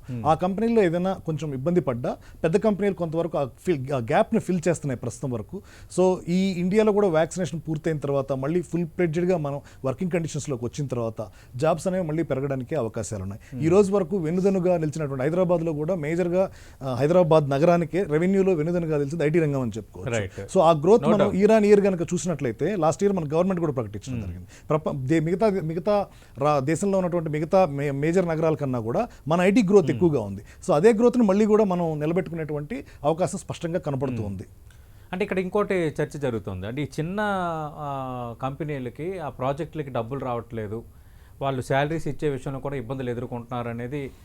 ఎందుకంటే కొత్త ప్రాజెక్టులు రాని పరిస్థితుల్లో అటు కంపెనీని తప్పుపట్టలేము, కంపెనీ ఏమో ఇచ్చే పరిస్థితిలో లేదు, ఇక్కడ ఉద్యోగికి జీతం వచ్చే పరిస్థితి లేదు. అదేనండి ఇప్పుడు చిన్న కంపెనీస్లో ఉన్నటువంటి మాట వాస్తవం. అది పెద్ద కంపెనీస్లో లేదు, కానీ చిన్న కంపెనీస్లో ఈ పరిస్థితి ఉంది. ఎందువల్ల అంటే మీకు ఎగ్జాంపుల్ ఏంటంటే మనం ఒక కంపెనీకి ఏదైతే చిన్న కంపెనీ సర్వ్ చేస్తుందో మేజర్గా అవన్నీ కూడా స్మాల్ అండ్ ఎంఎస్ఎంఈ సెక్టార్ ఈ టైప్లో ఉంటాయి, స్మాల్ సెక్టార్లో ఉంటాయి. పెద్ద కంపెనీస్ సర్వ్ చేయవు చిన్న కంపెనీస్. సో అందువల్ల ఏమవుతుందంటే ఆ కంపెనీస్ బిజినెస్ ఎప్పుడైతే దెబ్బతింటుందో క్లయింట్ది, సో మనకు రెవెన్యూస్ పడిపోతున్నటువంటి మాట వాస్తవం. ఇప్పుడు మాకు తెలిసిన ఒక కంపెనీ ఉంది, కెన్యాలో ఒక ప్రాజెక్ట్ ఆపరేట్ చేస్తుంది, మేజర్ రిసోర్స్ అది. సో ఇప్పుడు ఆ కెన్యాలో ఎప్పుడైతే పాండమిక్ వల్ల వాళ్ళ ఎకానమీ దెబ్బతినిందో, సో వాళ్ళ దగ్గర నుంచి వచ్చేటువంటి బిల్లింగ్ కొంతవరకు బార్గెనింగ్ లో తగ్గించుకోవడం జరిగింది. సో దాని ఇంపాక్ట్ కంపెనీ మీద ఉంది. అయితే ఇందులో కొంతవరకు మెచ్చుకోదగింది ఏంటంటే స్టార్ట్అప్ కంపెనీస్ లో చాలా కంపెనీస్ ఓనర్స్ ఎవరైతే ఉన్నారో, నాకు తెలిసిన సర్కిల్ అనే కాదు మొత్తం ఓవరాల్ గా చెప్తున్నాను, వాళ్ళు వాళ్ళ జేబుల నుంచి కూడా ఈ రోజు కొంతవరకు శాలరీస్ పే చేయడానికి వెనకడుగు వేయలేదు ఇటువంటి టైంలో. సో అంటే ఇంతకాలం కంపెనీ ఇదే ఎంప్లాయీస్ మీద నిలబడింది, రన్ అయింది కాబట్టి సో ఆ కంపెనీస్ లో మేజర్ ఎంప్లాయీస్ నిలబెట్టుకోవడానికే ప్రయత్నించినటువంటి మాట వాస్తవం. అది గ్రేట్ ఇనిషియేటివ్, అలాంటి వాళ్ళని మనం ఖచ్చితంగా అభినందించాలి. కానీ ఈ సమస్య అయితే ఫేస్ చేస్తున్నారా లేదా? సో కొన్ని కంపెనీలు ఫేస్ చేస్తున్నటువంటి మాట వాస్తవం. అన్ని కంపెనీలు అని చెప్పలేం, కానీ కొన్ని కంపెనీలు ఫేస్ చేస్తున్నాయి. మేజర్గా గత 2-3 ఏళ్లలో స్టార్టప్ ఏదైతే పెట్టారో అది సర్వీస్ సెక్టార్ మీద ఎక్కడైతే కాన్సన్ట్రేట్ చేశారో ఆ కంపెనీస్లో మేజర్గా దెబ్బ ఉంది. ప్రొడక్ట్ కంపెనీస్ కన్నా కూడా మేజర్గా సర్వీస్ సెక్టార్లో ఉన్నటువంటి కంపెనీస్ మీద ఈ ఇంపాక్ట్ ఎక్కువగా ఉంది. ఇండియన్ క్లయింట్స్ ఉన్న కంపెనీస్ మీద ఇంకా ఎక్కువ ఇంపాక్ట్ ఉంది. రైట్. దీపికా జోషి గారు మీరేం చెప్తారు? ఈ ప్రభావం ఎలా ఉంటుంది అనేది ఒకటి. రెండోది, ఎవరైనా ఈ తరహాగా ఒత్తిడి ఎదుర్కొంటున్నామన్న ఒక భావన ఏమైనా వ్యక్తపరుస్తున్నారా? 3, ఈ ఉద్యోగాల భయం ఏమైనా ఐటీలో కనిపిస్తోందా? ఐటీలో ఫస్ట్ వేవ్ లో అందరం భయపడ్డామండి. అసలు ఐటీ సెక్టర్ ఎలా ఉంటుంది, ఏంటి, జాబ్స్ పోతాయా, లేకపోతే అసలు శాలరీస్ ఇవ్వగలమా అని కూడా జరిగింది. ఇప్పుడు ఫస్ట్ వేవ్ ని దాటి సెకండ్ వేవ్ కే వచ్చాము. సో అన్ని రకాల పరిస్థితులు ఎదుర్కొన్నాము. ఇప్పుడు ఏంటి అంటే ఇప్పుడు ఎవ్రీథింగ్ ఇస్ వర్చువల్, సాఫ్ట్వేర్ కి డిమాండ్ అనేది పెరిగింది. ఇప్పుడు కోవిడ్ వచ్చిన ప్రతి ఒక్కరు డాక్టర్ కన్సల్టేషన్స్ యాప్స్ ద్వారా చేస్తున్నారు. సో రకరకాల అవకాశాలు వస్తున్నాయి, ఎందుకంటే అన్ని వర్చువలైజేషన్ అయిపోయి డిజిటైజ్ అయిపోతున్నాయి. ఇప్పుడు టీటా వచ్చేసి టీ కన్సల్ట్ అన్న ఒక యాప్ ని మేము లాంచ్ చేసాము టెలిమెడిసిన్ కోసం. సో ఎప్పుడైతే మొత్తం లాక్డౌన్ ఉందో, అసలు ఏమీ స్కోప్ లేదనుకున్నామో, అక్కడ ఐటీ అన్నది ఒక చిన్న హోప్ లాగా అండ్ కొత్త సొల్యూషన్స్ ఇవ్వడానికి ప్లాట్ఫామ్ అన్నది ఐటీకి దొరికింది. ఒకప్పుడు పెద్ద కంపెనీస్ మాత్రమే స్ట్రాంగ్ ప్లేయర్స్ లాగా ఉండేది. ఇప్పుడు ప్రతి చిన్నదానికి వర్చువల్ అంటున్నారు, ప్రతి చిన్నదానికి టెక్నాలజీ వాడుతున్నారు. సో అవకాశాలు కంపెనీస్ కి అన్నది బాగా పెరిగింది. అండ్ మన ఎకానమీ కూడా, యుఎస్ ఎకానమీ కూడా 2025 వరకు ఐటీ సెగ్మెంట్ లో $395 బిలియన్ అవుతుంది అని అంచనాలు ఉన్నాయి. సో ఇది ఏంటి అంటే ప్రతి చిన్న ప్రాబ్లం కి ఒక టెక్నాలజీ సొల్యూషన్ ఇవ్వగలము అని ముందుకెళ్తే ఈ పీరియడ్ లో ఐటీ ఇస్ స్టేబుల్. జాబ్స్ కొన్ని కంపెనీస్ ఏంటి అంటే సార్ చెప్పినట్టు పేమెంట్స్ రాక, టైంకి డబ్బులు ఇవ్వలేక ఎంప్లాయీస్ ని తీయాల్సిన పరిస్థితి వస్తుంది. ఓనర్స్ ఎంత ఇన్వెస్ట్ చేసినప్పటికీ కూడా వాళ్ళకు కూడా ఒక లిమిటేషన్ అంటూ ఉంటుంది. కాబట్టి ఈ ప్రాబ్లం ఉంది. అండ్ ఈ పీరియడ్ లో ఏంటి అంటే AI is playing a vital role. So technology upgradations, పాత టెక్నాలజీస్ పైన పనిచేస్తున్న ఎంప్లాయీస్ కానివ్వండి, లేకపోతే ప్రొఫెషనల్స్ కానివ్వండి, వాళ్ళు స్కిల్ అప్గ్రేడ్ చేసుకొని కొత్త తరానికి ప్రిపేర్డ్ గా ఉంటే ఈ పీరియడ్ లో మిగతా రంగాల్లో అందరికి ఇంపాక్ట్ అయింది, కానీ ఐటీ కొంతవరకు స్టేబుల్ గానే ఉంది. అండ్ మన ఇక్కడ తెలంగాణలో మన గవర్నమెంట్ కూడా చాలా సపోర్ట్ చేస్తుంది. అండ్ మన ప్రిన్సిపల్ సెక్రటరీ గారు జయేష్ రంజన్ గారు చాలా ఎవరెళ్ళి మా సమస్యలు ఇవి ఐటీ సెగ్మెంట్ లో అని చెప్పినా కూడా గవర్నమెంట్ ముందుకు వచ్చి హెల్ప్ చేస్తుంది. అక్కడి వరకు మనము హ్యాపీగానే ఫీల్ అవ్వాలండి. అంటే గీతానంద్ గారు, అంటే ఎలాంటి ఇది కోరుకుంటున్నారు? అంటే కొంత చిన్న చిన్న కంపెనీలు ఇబ్బంది పడుతున్నాయి, కొందరు వాళ్ళ జేబులో డబ్బులు పెట్టి ఉద్యోగులకి ఒక భరోసా ఇస్తున్నారని, కానీ ఆ పరిస్థితి కంటిన్యూగా కూడా వాళ్ళు చేయలేరు కదా. ఇలాంటి సందర్భాల్లో మీరు కోరుకునే భరోసా ఏంటి ఎటువైపు నుంచైనా? సో ఓవరాల్గా ఇక్కడ ఏంటంటే ముందు పరిస్థితులు నార్మల్ కావాలండి. నార్మల్ కావడానికి ఏంటి? వ్యాక్సినేషన్. సో వ్యాక్సినేషన్ పూర్తయి నార్మల్ కనుక అయినట్లయితే సమస్యలన్నీ దాని అంతటా అవే సర్దుకుంటాయి. ఇంకోటి ఏంటంటే జీవన పరిణామ క్రమం కనుక చూసినట్లయితే ప్రతి సంక్షోభం తర్వాత కూడా ఇండస్ట్రీస్ అనేవి, అంటే ఈ ఇండస్ట్రీ అనే కాదు, ఏ ఇండస్ట్రీ అయినా కానివ్వండి, ఏ దేశమైనా కానివ్వండి, మానవుల ఆలోచన విధానం కానివ్వండి అంతా పరిణితి చెంది తిరిగి ఆ గాయాన్ని మానుకొని ముందుకు వెళ్ళేటువంటి ధైర్యం ఉంటుంది. సో ఈ భరోసా అందరికి ఇవ్వగలగాలి. సో ఇది దీంతో అంతమైపోదు అనేదాన్ని మనం చెప్పి ఇక్కడి నుంచి కొత్తగా మొదలవుతుంది. ఇప్పుడు టెక్నాలజీలో చూస్తే కొత్త రెవల్యూషన్ వస్తుంది. ఆ రెవల్యూషన్స్ని అందిపుచ్చుకోవడానికి ఏంటంటే ముందు హ్యూమన్ రిసోర్సెస్ కావాలి. సో ఇప్పుడు అలాంటి హ్యూమన్ రిసోర్సెస్ని మనం బిల్డ్ చేసుకోగలిగినట్లయితే ఫ్యూచర్లో బాగుంటాయి. ఇక ఫైనాన్షియల్ అసిస్టెన్స్, కంపెనీస్కి సంబంధించినటువంటి ఫైనాన్షియల్ అసిస్టెన్స్ కింద చూస్తే గత సంవత్సరం అన్ని కంపెనీలకు కలిపి, అంటే అన్ని రంగాలకు కలిపి 21 లక్షల కోట్ల ప్యాకేజీ గతసారి ప్రభుత్వం ప్రకటించడం జరిగింది. సో దానిలో కొంతవరకు ఆచరణలోకి వచ్చినా ఇంకా కొన్ని కంపెనీలకు అది అందని ఇదే అయిపోయింది. సో ఇప్పుడు అందని ఎండమావలో మిగిలిపోయింది. ఇప్పుడు చూసినట్టయితే మనం అడుగుతుంది ఏంటంటే ఈ కంపెనీస్ కొంత ప్రెషర్లో ఉన్నట్టు ఏవైతే ఉన్నాయో వాటికి కొంతవరకు రుణ సౌకర్యాన్ని కనుక కల్పించి సో వాటిని నిలబెట్టుకోగలిగినట్లయితే భవిష్యత్తులో అవే పెద్దవవుతాయి. సో 10 కంపెనీలు మనం సపోర్ట్ చేస్తే అట్లీస్ట్ 6-7 కంపెనీస్ పెద్దవైనా కూడా సర్వైవ్ అయినా కూడా ఎకానమీ అనేది గ్రో అవ్వడానికి అవకాశం ఉంటుంది. అలాగే కొన్ని రకాల ఇన్సెంటివ్స్ ఇచ్చి కూడా మనం కంపెనీస్ని నిలబెట్టుకోవాల్సినటువంటి అవసరం ఉంది. ఆ వైపుగా కేంద్ర ప్రభుత్వం దృష్టి సారించాల్సినటువంటి అవసరం ఉంది. అంటే పోయినసారి ఏదైతే ప్యాకేజీలు ఇచ్చారో ఈసారి ఎంతో కొంతైనా ఇవ్వాలి. 21 లక్షల కోట్లు పోయినసారి ప్రకటించినప్పుడు ఈ సంవత్సరం మరీ ఎక్కువగా కూడా ఆర్థిక రంగ నిపుణులు వచ్చారు. మీరు రావడానికి కొద్దిసేపటి ముందు రచ్చబండ్ల భాగంగా ఆయన కూడా అన్నారు కొంత ఉద్దీపన ప్యాకేజీలు ఇవ్వాల్సిన అవసరం ఒకటి ఉంది. రెండోది బాగా చిదిగిపోయిన ఈ రోజువారీ కూలీలు, ఈ అసంఘటిత రంగ కార్మికులు, వీళ్ళకి కొన్ని కుటుంబాలను గుర్తించి 5,000 రూపాయలు ఇవ్వడం అనేది ప్రతి ఒక్కరు ఇన్సూరెన్స్ చేసుకోవాలి అన్న ఒక అవసరాన్ని ఈ పాండమిక్ గుర్తు చేసిందని. ఖచ్చితంగా అండి. ఇప్పుడు ఇండియాలో ఇన్సూరెన్స్ అనేది తక్కువ మామూలుగానే. సో ఇన్సూరెన్స్ యొక్క అవసరాన్ని ఇప్పుడు మనం గుర్తిస్తూ వస్తున్నాం. అయితే ఇన్సూరెన్స్లో ఉన్నటువంటి అవగాహన లోపం కూడా కొంతవరకు ఇబ్బంది పెట్టేది ఏంటంటే మనం తీరా వెళ్ళి పాలసీ తీసుకునేటప్పుడు అన్నీ చెప్తారు, సార్ మీరేం లేదు హాస్పిటల్ వెళ్ళి జాయిన్ అయిపోండి. తీరా అక్కడికి పోయిన తర్వాత వాళ్ళు డబ్బులు కట్టమంటారు, తర్వాత మళ్ళీ మీకు ఎప్పుడు రియంబర్స్ ఇస్తాయంటారు. సో రియంబర్స్మెంట్కి ఎలా ఫైల్ చేసుకోవాలి, ఇలాంటి జ్ఞానం కొంతవరకు అందరికీ లేకపోవడం వల్ల, అందుబాటులో లేకపోవడం వల్ల కొంత ఇబ్బంది పడుతున్నటువంటి మాట వాస్తవం. రెండవది ఉద్దీపన ప్యాకేజీల విషయానికి వచ్చినట్లయితే భారత ఆర్థిక వ్యవస్థకు ఇంకా సరైనటువంటి ఊతం అనేది అందని మాట ఖచ్చితంగా ఇది కళ్ళ ముందు కనపడుతున్నటువంటి మాట. ఇప్పుడు లాక్డౌన్ వేయడానికి కేంద్ర ప్రభుత్వం ఎందుకు భయపడింది? గత సంవత్సరం కేంద్ర ప్రభుత్వం జంకల లాక్డౌన్ ప్రకటించేసింది. ఈసారి వెంటనే ఈసారి వస్తే రాష్ట్ర ప్రభుత్వాల ఇష్టం అని సన్నాయి నొక్కులు ఎందుకు నొక్కుతూ ఆగిపోవాల్సి వచ్చింది? నిజంగా ఎకానమీ కనుక రికవరీ అంటే మనకు చెప్పిన మాట ఏంటంటే 3 నెలలు 2 నెలలు లాక్డౌన్ తర్వాత ఎకానమీ రికవరీ అయిపోయింది, అసలు చాలా శరవేగంగా దూసుకువెళ్ళిపోయామని మాట్లాడుకున్నటువంటి నేపథ్యంలో ఇప్పుడు మళ్ళీ లాక్డౌన్ వేస్తే ఎకానమీ దెబ్బతింటుంది అంటున్నారు. మరి పోయినసారి పుంజుకున్నప్పుడు ఈసారి కూడా పుంజుకుంటాం కదా అంటే అక్కడ లెక్కలు పక్కాగా తెలుసు. సో ఈ జీడిపి లెక్కలు కానీ వీటికి బేస్ ఇయర్ కింద మనం తీసుకున్నది ఏంటి, ఇవన్నీ లెక్కలు తెలుసు కాబట్టి ఇప్పుడు ఆ ప్రయోగం చేయడానికి కేంద్ర ప్రభుత్వం వెనకాడిన మాట వాస్తవమా కాదా? సో కేంద్ర ప్రభుత్వానికి నిధులు భయం కానీ లేదా రెవెన్యూ తగ్గుతున్న భయం ఉన్నప్పుడు కంపెనీలు కూడా ఇదే భయాన్ని ఎదుర్కొంటున్నాయా లేదా? So nation it self is business అనుకున్నప్పుడు చిన్న చిన్న బిజినెస్లు దెబ్బతింటున్నాయా లేదా? ఇంకొకటి చూడండి, అసంఘటిత రంగం ఎంత దెబ్బతింది. మనం ఇప్పుడు ఒక ఎగ్జాంపుల్ చెప్తాను. జిఎస్టీ కలెక్షన్స్ విపరీతంగా పెరుగుతున్నాయి. ఎందుకు పెరుగుతున్నాయి అంటే దేశం బాగుండి పెరుగుతున్నాయి అనుకుంటున్నామా? మీకు ఎలాంటి అవసరాల వల్ల పెరుగుతున్నాయో చెప్తాను. ఒకప్పుడు రోడ్లో టీ తాగేవాళ్ళం 5 నుంచి 10 రూపాయలు. ఈరోజు రోడ్లో టీ తాగడానికి భయపడి ఇంటికి టీ ప్యాకెట్ కొనుక్కుంటున్నాం.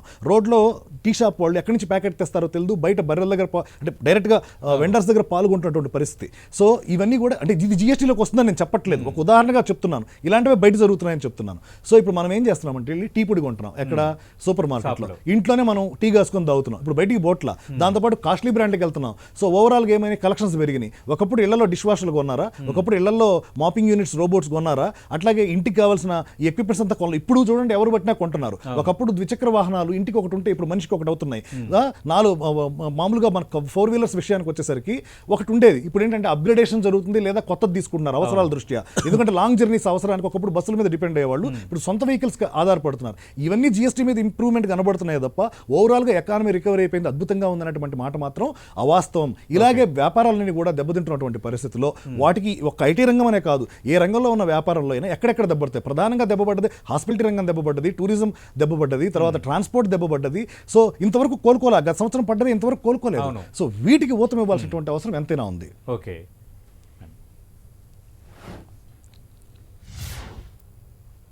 సార్ చెప్పిన దాంట్లో ఒక అడ్వకేట్స్ ఇది కూడా ఉంది అనేది నేను చెప్తున్నాను.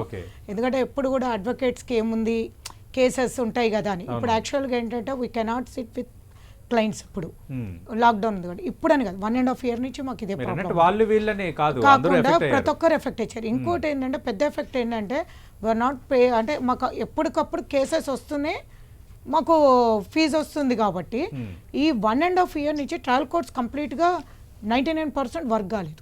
ఓన్లీ హైకోర్టు వరకు మనకు వర్చువల్గా స్టార్ట్ అయింది కానీ లోయర్ కోర్ట్స్ ఎక్కడ కూడా ట్రయల్ కోర్ట్స్ ఇది కాలేదు.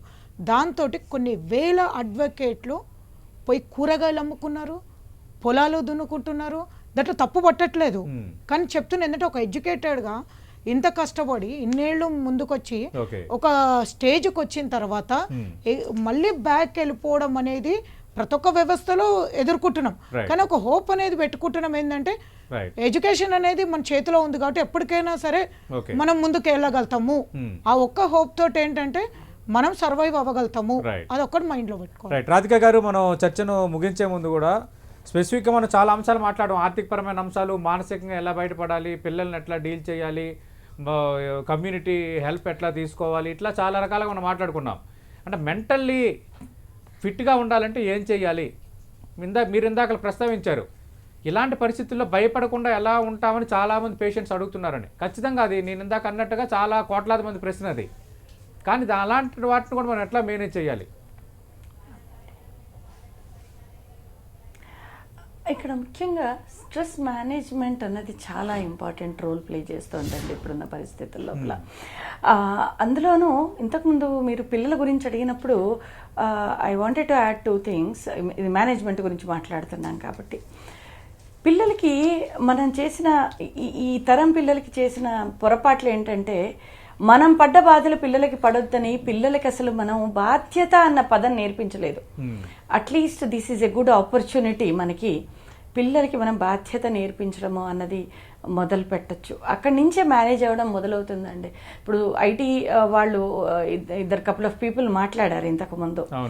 చూడండి, ఇప్పుడు ఇంట్లో అందరూ కలిసి వర్క్ చేసుకుంటే ఇంటి వర్క్ అన్నది ఈజీ అవుతుంది, స్ట్రెస్ మేనేజ్ అవుతుంది. మెయిన్గా భయం అంటే ఏంటండి, స్ట్రెస్, యాంగ్జైటీ, అది ఎక్సెసివ్ అయినప్పుడు భయం కింద మారుతుంది అంతే.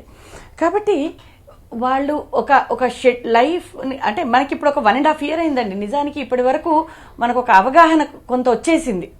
కానీ దాన్ని ఏమవుతుందంటే మనకు ఈ వాట్సాప్ అనే ఒక భయంకరమైన భూతం మనం నిజంగా చెప్పాలంటే మనుషుల్ని భయాల వైపు నెట్టేస్తుంది. ఎవరికి తోచిన వీడియోలు వాళ్ళు చేస్తున్నారు, ఎవరికి తోచిన వీడియో వైరల్ అవుతోంది, ఏది నిజాలు ఏది అబద్ధం ఎవరు తెలుసుకోలేకపోతున్నారు. కాబట్టి దీనికి సొల్యూషన్ వే లోపల మనం కనుక ఆలోచిస్తే, నెంబర్ 1 వాట్సాప్లను అసలు నమ్మద్దు, నిజ నిర్ధారణ చేసుకోవాలి. డేని ఒక షెడ్యూల్ ఎవరి తగ్గట్టు, ఉద్యోగస్తులు, ఇంట్లో ఉండేవాళ్ళు, ఇంట్లో వాళ్ళు, పిల్లలు.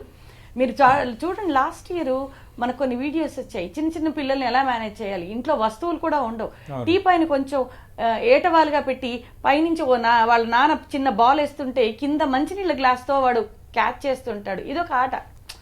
అంటే క్రైసిస్ అనేది మనకి ఎన్నో రకాల విధానాల్ని నేర్పిస్తుంది. కాబట్టి పిల్లల్ని మేము మేనేజ్ చేయలేకపోతున్నాం కాదు, మనం కొంచెం ఆలోచిద్దాం. వాళ్ళకి మెల్లిమెల్లిగా, ఇంతకుముందు చాలా గుడ్ వర్డ్ యూజ్ చేశారు, లైఫ్ స్కిల్స్. పిల్లలకి మనం ఇలాంటివి మనం ఆలోచిస్తూ వాళ్ళని కూడా ఇంక్లూజివ్ లెవెల్ అన్న ఒక వర్డ్ వాడారు, కరెక్ట్ అయిన వర్డ్. వాళ్ళు భాగం, మన కుటుంబ వ్యవస్థలో వాళ్ళొక భాగం. మన ఇంట్లో జరిగే ప్రతి చిన్న పెద్ద దానికి వాళ్ళు భాగం. వాళ్ళు ఓన్లీ కన్జ్యూమర్స్ కాదు, మనం సంపాదించి వాళ్ళకు ఫెసిలిటీస్ ఇస్తే ఎంజాయ్ చేసే ఇది కాదు. దురదృష్టవశాత్తు ఈ జనరేషన్ వాళ్ళు డెవలప్ చేసిన ఫాల్స్ కాన్సెప్ట్ అది. కాబట్టి మనం మొదలు స్ట్రెస్లోకి వెళ్ళకుండా అలర్ట్నెస్ పెట్టుకుని, అవగాహన, రియల్ రిసోర్సెస్, ప్రాపర్ వెబ్సైట్స్లోంచి తెచ్చుకుని, ఇన్ఫర్మేషన్ తెచ్చుకుని, అలర్ట్నెస్ పెంచుకుని, జాగ్రత్తలు తీసుకుంటూ, ఏ ఏజ్ పిల్లలకి పేరెంటింగ్ అనేది ఒక ఆర్ట్ అండి. కాబట్టి ఆ స్కిల్స్ డెవలప్ చేసుకుంటూ ఎప్పటికప్పుడు పిల్లల్ని మనం తప్పులు చేయనీయం. పెద్ద ప్రాబ్లం అండి, పిల్లలు తప్పు చేయకూడదు. కానీ ఒకటి చూడండి, తప్పులు చేయకుండా ఎవరన్నా నేర్చుకుంటున్నాం చెప్పండి. అవును, మనం ఇన్ని రోజుల పాండమిక్ దీంట్లో చూస్తే ఎన్నో విషయాలు, మొన్నటి దాకా కొన్ని మందులు వాడకపోతే తప్పదన్న వాళ్ళు ఇప్పుడు కంప్లీట్ గా లిస్ట్ లోంచి తీసేశారు WHO వాళ్ళు, రైట్? కానీ దురదృష్టం ఏంటంటే మనందరం పిల్లల్ని తప్పు చేయనీయం. వాడికి చేతికిస్తే కింద పడేస్తాడు, నీళ్లు బారబోస్తాడు. మీరు ఇంతకుముందు అన్నారు చూడండి, చీపురు చేతికిస్తే ఎక్కువసేపు ఊడుస్తాడు, చెత్త మిగిలిస్తాడు. నో ప్రాబ్లం అండి, మనందరం తప్పులు చేస్తూ నేర్చుకున్న వాళ్ళు చేయనివ్వండి. ఓ మూలన చెత్త ఓ రోజు ఉంటుంది, ఏం పోయింది చెప్పండి దానివల్ల. కానీ పిల్లడు నెక్స్ట్ డే నేర్చుకుంటాడు. సో అలాగా మనం తప్పుల నుంచి నేర్చుకుంటాం. ప్రతిదానికి బెంబేలు ఎత్తిపోవడం వద్దు. ఇవన్నీ అంటే మనకు ప్రాబ్లమ్స్ ఎప్పుడు ఒక మంచి పాఠాలు నేర్పిస్తాయి. నిజమే, అలాంటి కాస్ట్లీ పాఠాలు కాస్ట్లీ అవ్వకుండా జాగ్రత్తలు తీసుకుందాం. ఏది కూడా మనం స్ట్రెస్ పడితే, వర్రీ అయితే సాధించేదేమీ లేదు. ఉన్న ఎనర్జీస్ని, ఉన్న ఇమ్యూనిటీని, ఉన్న ధైర్యాన్ని కోల్పోవడమే తప్ప ఇంకేమీ సాధించేది లేదు. కాబట్టి లెటస్ డెవలప్ ఏ ఛాలెంజ్, ఏమంటారు, ఛాలెంజ్ టేకింగ్ యాటిట్యూడ్ పెట్టుకుంటే ఖచ్చితంగా మనం బెటర్ అవ్వచ్చండి. Right, thank you Radhika garu. బతుకు తిరిగి పట్టాలెక్కాలంటే ప్రస్తుతం ఉన్న ప్రతికూల పరిస్థితుల్లో మళ్ళీ పాత రోజులు రావాలంటే ఏం చేయాలి, మన ముందున్న మార్గాలంటే, దీనికి సంబంధించిన రచ్చబండ ఇప్పటివరకు మనం చూసాం. చర్చలో పాల్గొన్న గీతానంద్ గారు మీకు, అలాగే ప్రసన్న గారు, అలాగే అంతకుముందు చర్చలో పాల్గొన్న ప్రముఖ విశ్లేషకులు మాజీ ఐఏఎస్ జయప్రకాష్ నారాయణ గారు, సైకియాట్రిస్ట్ జాన్ హేమంత్ గారు, ఆర్థిక రంగ నిపుణులు నరసింహమూర్తి గారు, దీపికా జోషి గారు, రాధిక గారు, మీకు కూడా 10 టీవీ తరపున స్పెషల్ థ్యాంక్స్. ఇది ఈ వారం రచ్చబండ. మరో వారం మరో టాపిక్తో కలుద్దాం.